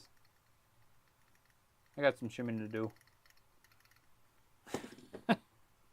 Yep, she's so loose that it's like throwing a hot dog down a hallway. I have no idea where it went. I had to even clean them back in the room like a week earlier and didn't see it then. Oh, the pain, bro. Hey, Quantra. Yeah, got your parts tray sitting here. Thanks for coming, dude. I had a GNG green bucking that was in an M4 that I lost for 2 months and found it again randomly on the floor last week. It's like those parts that drop on the floor, just going to the void just because they want to, and then go, you know what? I'm done going on vacation. I'm going to come back to the reality of things and just show up randomly in the most... The best one is where they show up in the spot that you looked 1,000 times in that same exact spot. And they're like, here I am. And he's like, what the fuck? I had to remake proprietary springs or screws from scratch from memory because those parts are not made anymore. And honestly, it's easier to attempt to make one. God. I actually had to make a spring once because I lost it on the floor somewhere, and it was for a certain build. It was an SVD, and I lost the spring, the anti-reversal latch spring to it, and I had to make one. You want to know what I made it out of? How I made it? And it fucking worked like a charm after I got it together. Excuse my French. Damn, I need to quit cussing. Sorry, the sailor in me is coming out, even though I served in the army. It was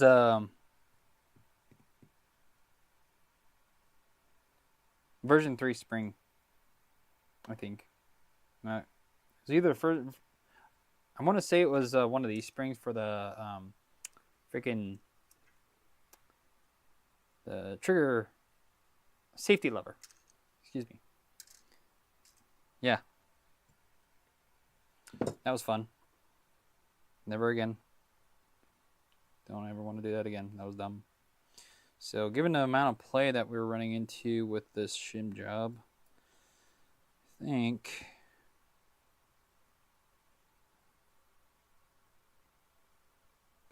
actually... I don't want to lower the bevel too much, because that's going to cause issues with rubbing on the spur gear coming from experience. So I'm going to see what a 0.2 will do. Hopefully that will be a little bit... 0.3 it is, fuck it. So I was about to put a 0.2 here, so that'd be a 4. So I'm going to swap the shims. It's going to be a 5 on the bottom of the bevel and a 4 on the top of the bevel. Because there was a ungodly amount of play on the bevel to pinion. So what I'm worried about is the clearance between the bevel and the spur. And we'll find out once I do this over again. This is the part I don't like, because it's so tedious.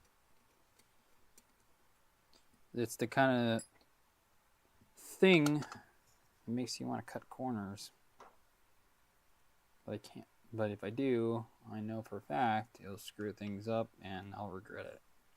Because cutting corners is what screws people in the first place. I swear airsoft parts are even worse than guitar picks. Yeah? Sure it's a little bit about your experience with that. As a guitarist, I approve this message. Oh, now we're getting political. The issue with losing parts and shit is so bad that we're getting political about it. Oh my god. Just got flashbacks from times I spent ages shimming, only to drop the gear. I wish, Will, you didn't say that. Now you're giving me flashbacks. To be fair, Will, I did not mean to give you flashbacks, and now you just gave me PTSD flashbacks on the same fucking thing that you just said. Dropping the gears and losing those shims. That's why I got this tray. Now I'm angry. Just kidding. Yeah, I'm not angry.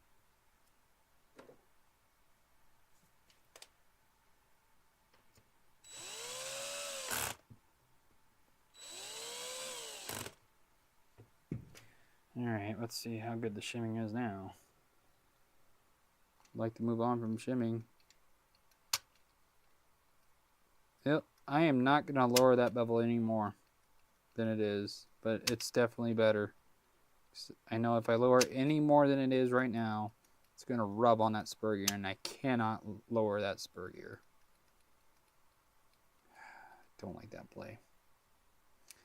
To be fair, I'm not going to be too worried about it on this build because it's not an extreme stress build, so it's going to sound good either way.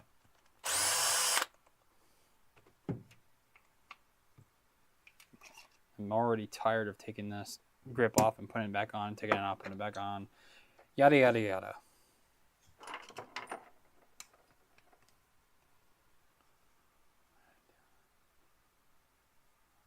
I am using a gear shim holder. What do you think this is? Jeez, aren't you paying attention, Will? Whatever you're smoking, why aren't you sharing it?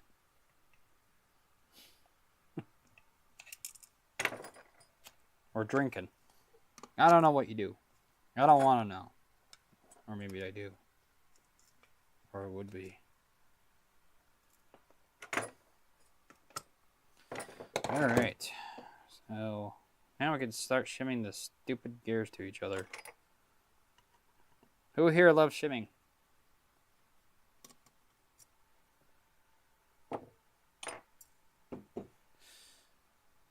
Oh man. Worst thing of all is that you just got done perfectly shimming your gearbox, and then bam, all your shims go everywhere, and then you're like, well, I'm done for today. Been there. Yeah, let's see if this, see how much tooth contact and if the gears rub each other.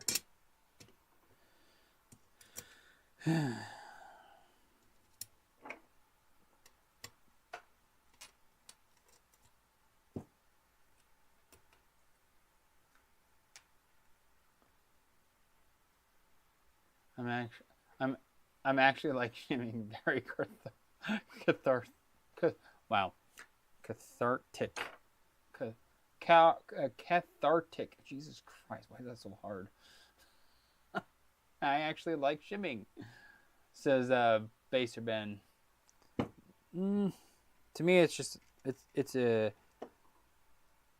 I'm neutral. I'm like in this like, I don't like it nor dislike it. It's a thing that I gotta do. Is how I look at it. Will says, don't want to be that guy, but it would be painful to see you shim this gearbox with all the bevel and spur issues, only to find out that the tappet rubs badly on his. Will, I feel like he got a vendetta against me or something because. Oh, my brain. Alex says, or gotta look closely at tactical, hala. Okay, tactical. Oh my god, tactical. I love shimming until I shim. It sounds bad now, but my 4-hour build turns into a 20-hour build. Was shimming alone? Is that how like crazy you get with your shimming, Alec? Well, it's safe to say that the gears don't rub. That's good. Let's see how much tooth-to-tooth contact we got. So, when it comes to bevel and pinion, or excuse me, the spur and bevel, to check the tooth-to-tooth contact, I like looking through this hole right here because I can generally see, usually, how close or how much tooth-to-tooth contact I get. And with these gears, you can actually achieve 100% without rubbing in on the anti-reversal latches.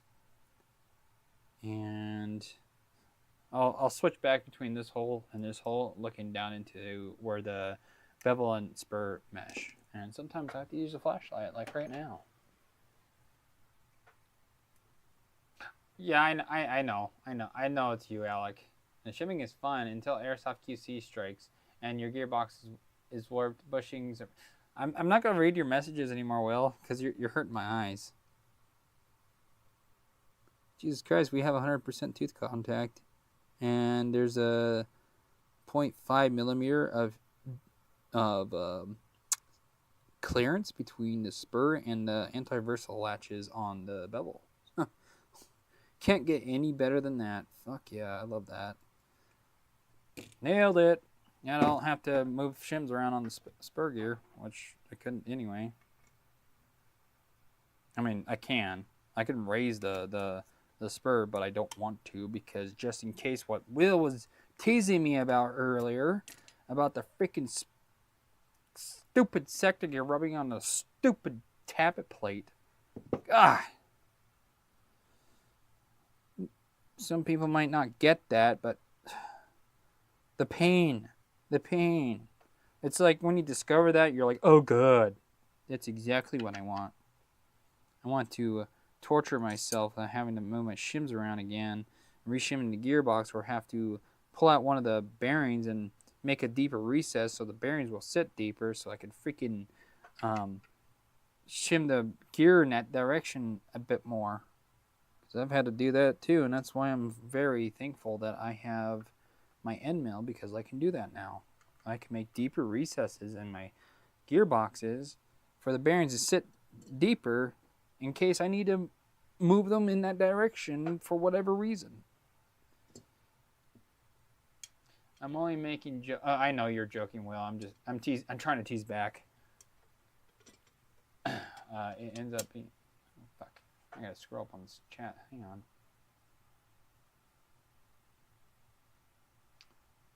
Alex says, "Bro, sometimes it just sounds bad, and I can't get the sound good, and I go and try 50 different things, and it ends up being this tiny thing." Oh, I can relate, Alex. God damn you! I love that we can, as a text, can relate back and forth. This is so much fun. Also, my bad. I'm not using any punctuation, so my English is quite hard to read. What are you talking about? I have no idea what you're talking about. Your English. Wait, you speak a different language? Dude, your punctuation. You're fucking with me. You gotta be fucking with me. I'm like, God damn, excuse my French. You guys get me all funsy, worky, uppy. I'm only jokes because I'm jealous you just shimmed that fast. Wait, I shimmed this gearbox that fast? How do you guys charge shim jobs, per hour or flat? I do flat rate because it's included with my tune-ups. It's $50. I do $50 on tune-ups. Unless I have to replace parts, and it's plus parts, and I time myself. If it takes me more than an hour, I start charging $15 an hour, which is very, very low for what I charge for. But that's just me. Honestly, I'm going to be raising my prices in terms of hourly rate because my backlog would say otherwise. My backlog says that I need to increase my rates because I'm only one person. And when you're 8 to 10 weeks out on the last person's job, you need to raise your prices.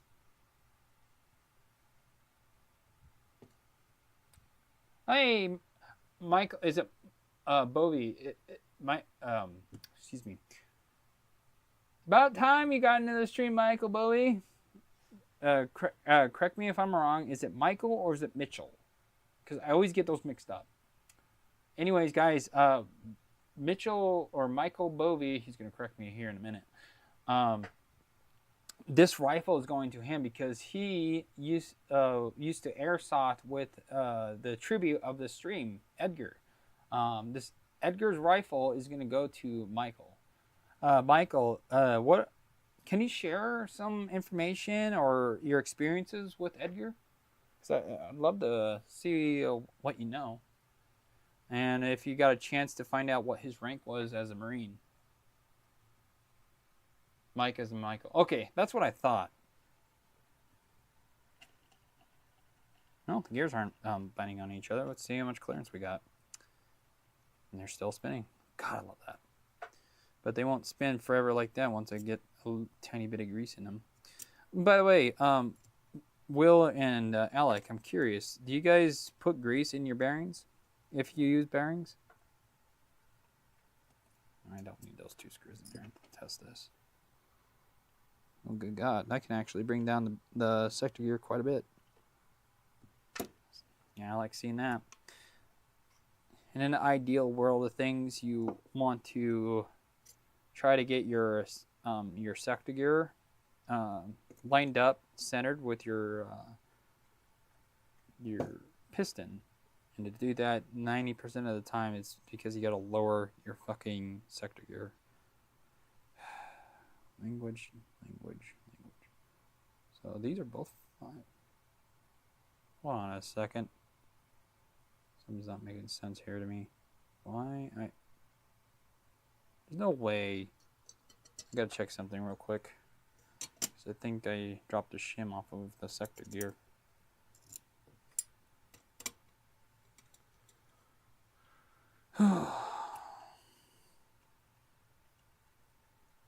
The stream's been going on for, Jesus Christ, 4 hours.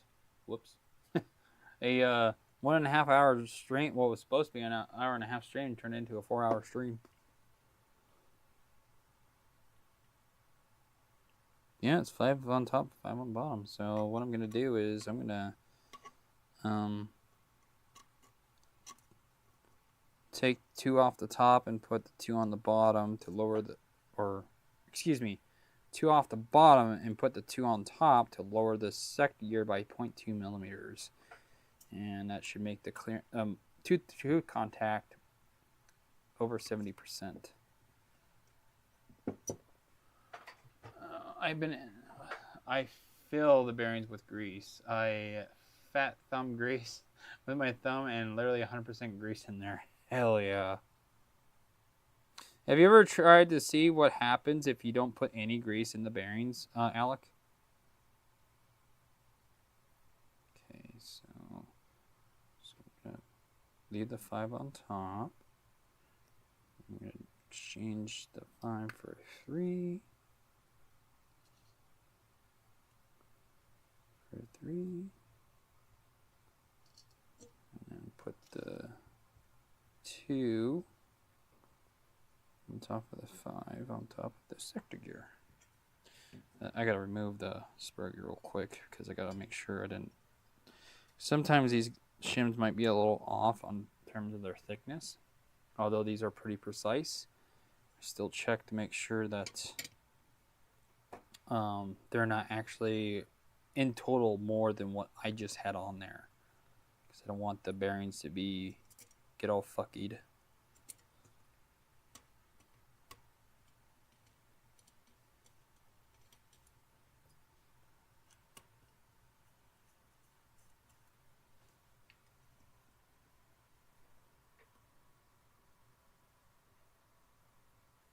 Yeah, it's acceptable. It's like a point. Yeah, 0.1 play. Will says, I do pack my bearings, but not with thick grease unless it's a customer high rate of DSG or LMG. The grease will lose viscosity, usually lightweight grease. Excuse me. Hell no, that sounds like a recipe for a serious gearbox kaboom. Well, fun fact, Alec, I've tried this, and that same airsoft gun has tens of thousands of rounds through it with no grease in the bearings. So, just sharing, this is what I've experienced, but you may experience something different. But, yeah, there you have it. Actually, I have quite a few builds with no grease in the bearings. I have my Stoner LMG has EZO bearings with no grease in them, and it's seen, according to the Jeftron Leviathan that's in it, over 100,000 rounds in it, and never had to replace the bearings.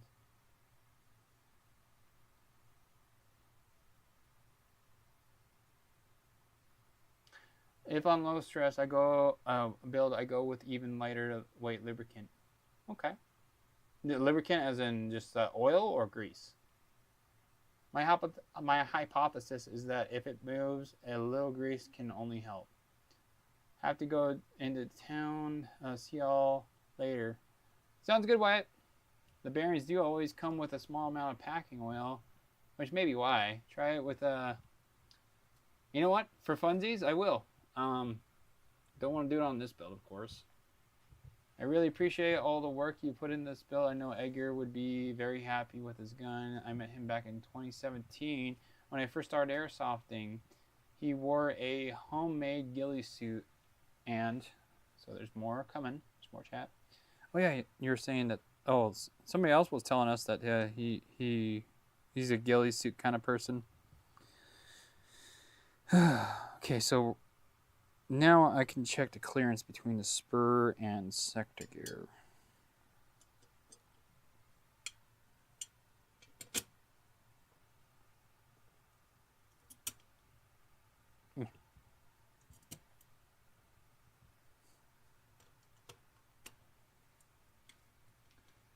Is right on. My own builds, I use basically no bearing lubricant, but on customers, I always lubricate for a peace of mind. Fair enough, Will. Fair enough. Use an intervention. He has an intervention. He copied all ghillied up loadout from Call of Duty. Nice. Dude, we still have a lot of clearance between the bevel and spur, or sector and spur. Like, I could see at least a millimeter gap between the spur and bevel, and there's almost 100% tooth-to-tooth contact. Don't ask me how. Yeah, it's like 85%. It's the way I'm looking at it, like, just draw it out. How I look at it. So you have your tooth on these gears. This is the sector gear. So this is your tooth profile. So you got a curve here and a curve here, and then it's flat here, right? So the tooth-to-tooth contact is right here. That's the tooth-to-tooth contact right there. to me, that's about, well, over 70%, I would say. Because half the tooth contact is right there, right? And 60 would be right about here. So 70. I can bring it up a little bit more. And the other thing you have to worry about is, like, let's say this line right here is the top of your sector gear, the part of the gear that pulls back the piston. Okay, and then this is our spur.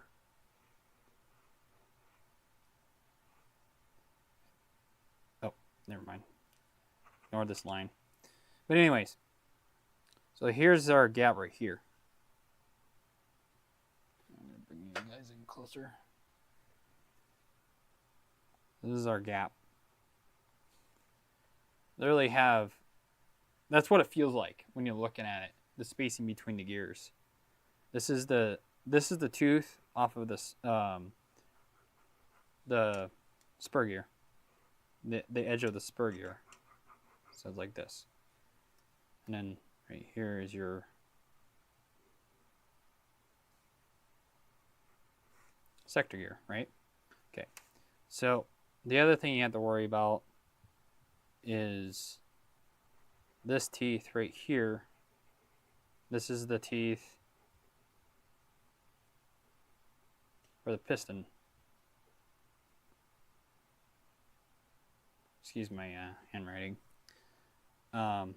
Here's the top portion of your spur.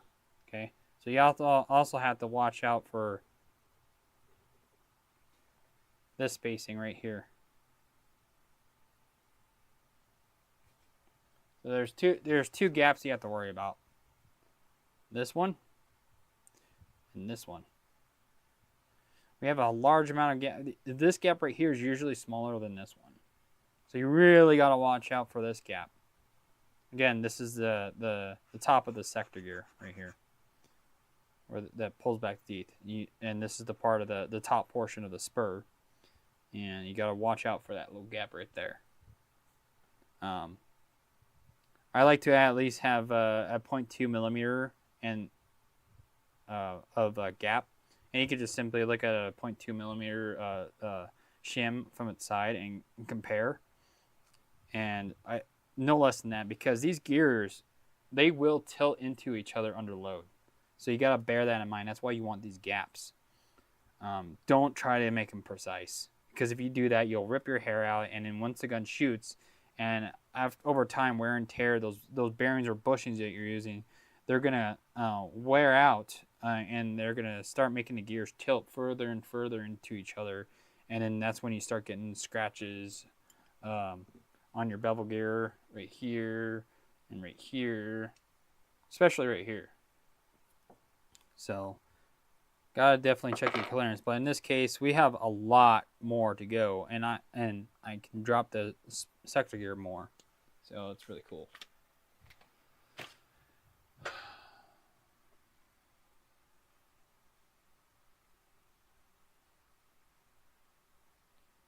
I'm getting flashback from one of the kind of intervention I made. The pain I experienced, that was the first generation intervention made by Ares. It was, so my sanity went out the window. Yeah, I bet. As soon as you mentioned Ares, I was like, yep. As soon as I see an Ares brand airsoft gun, I don't care what it is, a bolt action, I don't care. I lose my shit. I don't like Ares.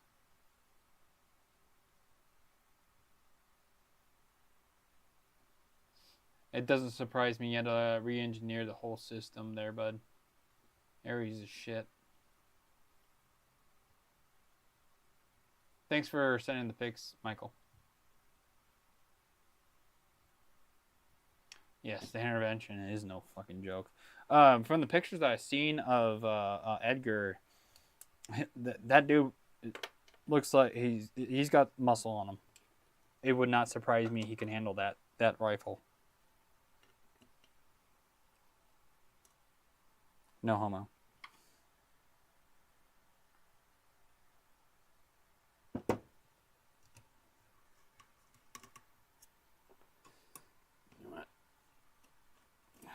that gear a little bit more, and then I think we'll call it on that gear. What do we have on this? A 0.3? Really? I don't really want to lower it any further than a 0.3, so I think I'm going to leave it. So now I'm going to see the clearance between the tappet plate and the sector gear, and then check tappet plate timing. It's one of many things that I do in my builds. Tappet plate timing is important.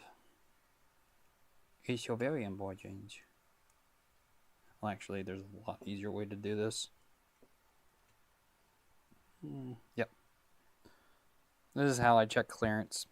One thing I recently learned that I wish I knew sooner is that if your sector gear sits, if you shim it too damn low, you can actually have it to where this pin that picks up your tappet plate sneak underneath your fin and ruin it when it tries to pull it back, especially if you use heavier springs. So we gotta watch out for that, because I might end up having to raise the sector gear back a bit. Okay, run the 2 screws in.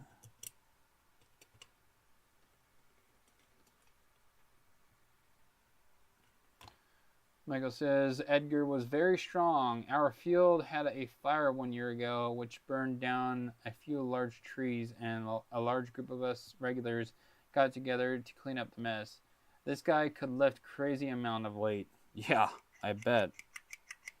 Okay, so what I'm checking right now is to see if the sector gear is rubbing on the tappet plate. And I ran 2 screws down to sandwich that sucker together as much as possible to simulate it like it's gonna shoot BBs and whatnot. And you don't want it touching that sector gear, if any. It can barely touch. It's okay if it barely touches, but you don't want it to the point where it can actually move the sector gear vigorously. If it barely moves it, that's fine. But if it gets to the point where you can literally feel the sector gear on the tappet plate when you move it back and forth, that's bad. You need to bring that sector gear down. If you can't do that, then you have to modify the tappet plate to create more clearance, which you run the risk of compromising the structural integrity of the tappet plate.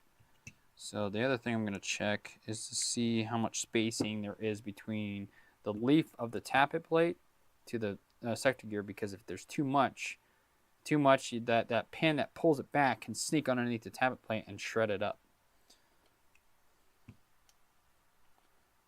Ask me how I know.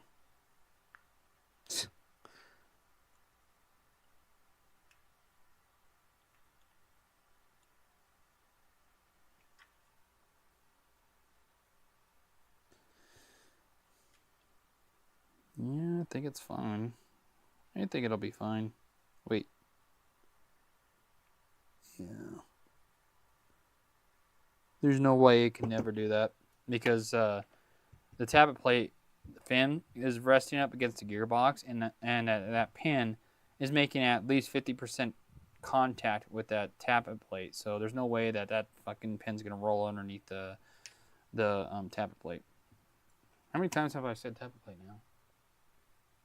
I used to carry an Airsoft Barrett 50, but my friend's intervention, he can barely walk at pace with it. Fair play, Edgar. Yes. That's a strong fucking dude. He actually almost died that day too, ironically. Let me guess. Heat exhaustion? He slipped when holding a large tree and almost got... Oh! Damn. Because I imagine it was hot that day too. Guess what time it is, guys? It's time for tappet plate timing. Check. I'm going to do everybody's favorite. I feel like this is a very controversial thing and misconception. Oh no! I put a delayer chip on my sector gear. Whee! So controversial, man. It can get people talking, and misinformation gets spread about these delayer chips. It's so much it's actually pretty complicated for those who don't understand tappet plate timing. And that's why I'm checking tappet plate timing in this build. And this is another thing I gotta fix because this wasn't installed right. But I only need it right now just to keep the piston in the cylinder. I'm just using it to check timing. I don't need it to be perfect right now. Okay, so I'm probably going to short stroke this a little bit just for PME prevention. Because for me, the limitation at 1.5 joules is about 24 rounds a second. It just depends on how the hop-up system and all that good stuff. If the piston gets slowed down at all, for whatever reason, 25 rounds a second is a fucking danger zone from my experience. So when does she release? Oh, yeah, look at that.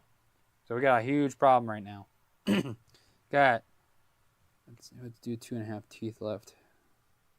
So you got a little bit of engagement of the third tooth on the release side.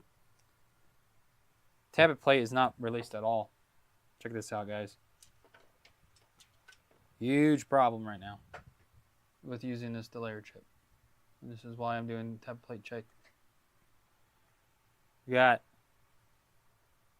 right here, if you look closely, 2.5 teeth remaining before this piston is released. And tappet plate hasn't even reached battery yet. So let's go to the release point and see what it looks like. So that's release point right there.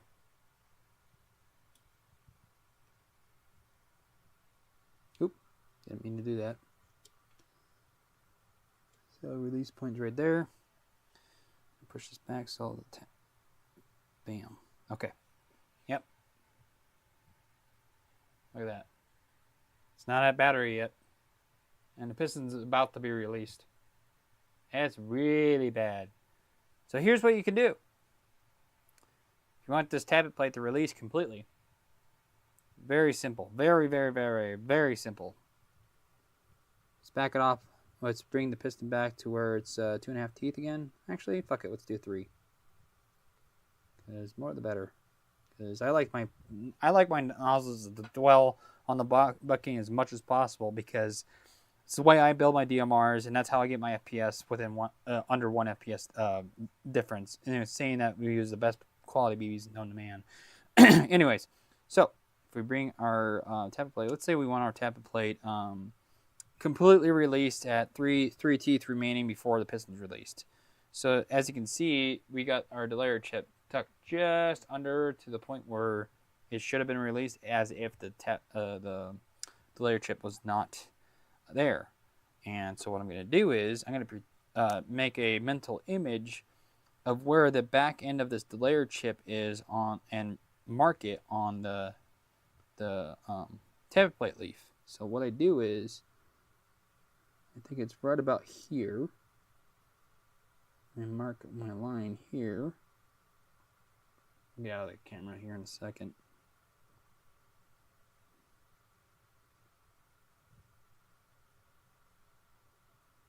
So, and then mark the rest of it. So, what you see here where I marked black, that's the material I'm going to cut off on this leaf. So what's going to happen is once I cut that material off to where all that blackness is gone, I'm also going to make a flat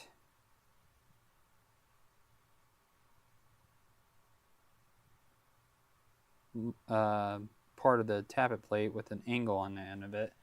The idea is to make sure that that's going to make the tappet plate sit all the way to the forward position when there's 3 teeth left before release. And that's how I correct the timing with the J-Bond gears. You don't have to do this. You don't have to worry about the tappet plate fin in this regard with SHS and Rocket, because the pin here is further forward.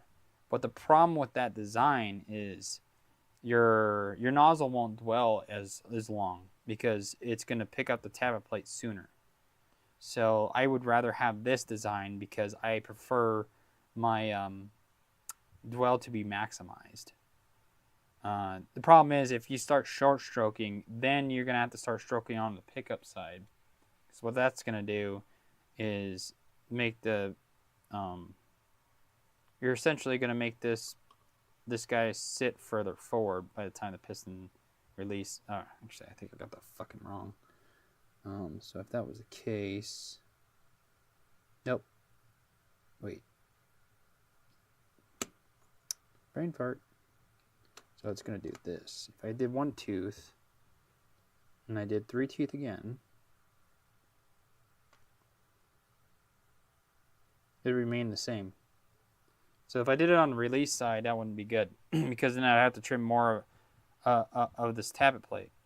So with these Javon gears, you have to short stroke on the pickup side, because if you do it on the release side, you're gonna have to trim more and more plastic off of your leaf in order to correct your timing. This only applies really for your if you use a delayer chip. I like using delayer chips because people like sometimes your magazine's follower springs weaken over time for whatever reason, or you left BBs in the mag, yada yada yada. This gives more forgiveness in that regard, as well as any other issues that may arise. It creates less of a headache. So Javon gears, shave teeth on the fucking pickup side. The SHS and rocket gears are the opposite. Oh, whoops. There's people talking to me. Let's see. My leg, the only thing that was saved him from being crushed. The fire was caused by a welding supply building exploding. No shit. Damn, that's crazy. Delayers have their use, especially when you can't guarantee customer magazine quality. That's why I used delayers. 100%. You nailed it. Well, nicely said.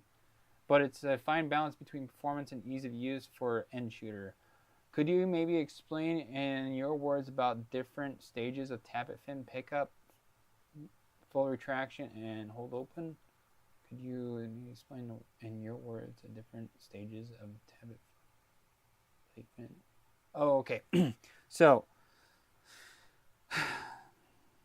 you have to pull the actually, I'll just grab a different tappet plate. It's easier to see.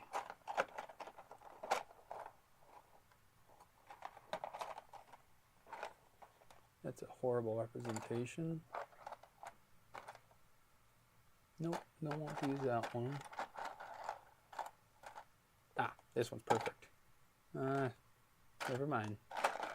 It's dark, so it'll be hard to see. Nope, that's one I'm trying to find one that's unmodded that would be a perfect representation. Oh, sweet, I got this blue one here. And I think it's an SH. Nope, I don't know what brand this is. It's blue, but it's not SHS. Usually blue indicates it's SHS. Okay. So, tappet plate fin time. This right here, this flat part, that's what you would call your pickup. That's where your the sector gear picks up your tappet plate and pulls it back. Okay? Alright, so that's your pickup. And then what Will was saying of a full retraction, it gets to a point where your tappet plate hits this curved part right here. That's your full retraction point. That's where the point where that's the amount of time that this your nozzle is going to be fully retracted for a given amount of time. So from here to here, the bottom of this curve is your distance and the amount of time your nozzle is going to stay back. The longer this is, the longer your nozzle stays back, which universally is about the same between tappet plate to tappet plate. Some tappet plates are a little bit different than that. But anyways, and then you'll see this little drop off right here. That's for your axle to rest on. So when this guy's going,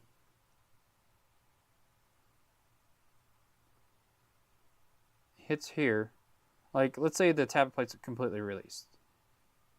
It rests up against your axle right there.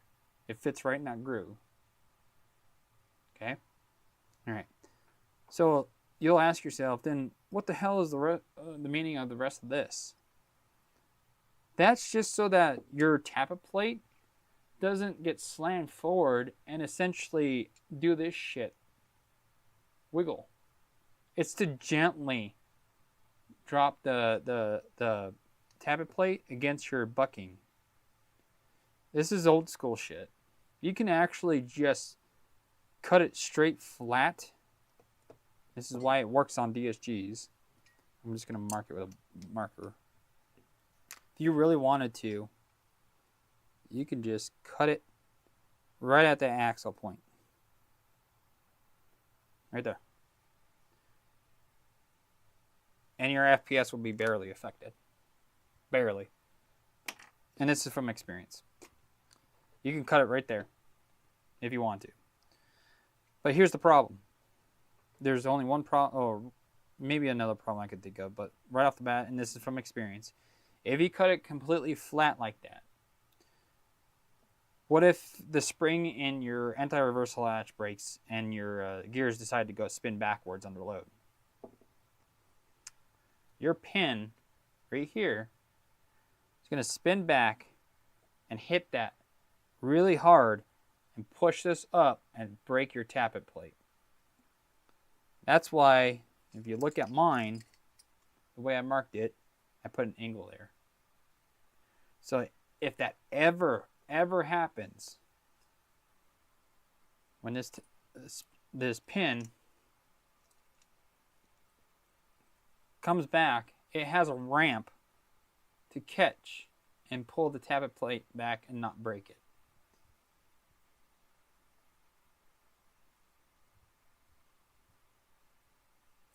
Yes, and there's a way to combat that, Alec. You're absolutely correct. So that's another reason why, just as Alec explained, he says that it will, and that's what I mean by it makes your tappet plate do this shit. It makes it wiggle a lot. That's the making it violently hit your bucking, which creates more wear and tear on your bucking. That's why they buckings tend to wear out pretty more faster than normal AEGs in a DSG platform, because you have to put a stronger spring typically in them, and you have to do that flat cut just the way that the DSGs are. Correct me if I'm wrong, but that's my theory. But by putting that ramp there, it reduces that violent release. You don't want to violently release. So it's good that to leave a little bit of a ramp up there to protect your tappet plate from breaking in case the gears decide to backspin because the anti-reversal latch failed, and to gently release the nozzle into the bucking so you don't fuck it up.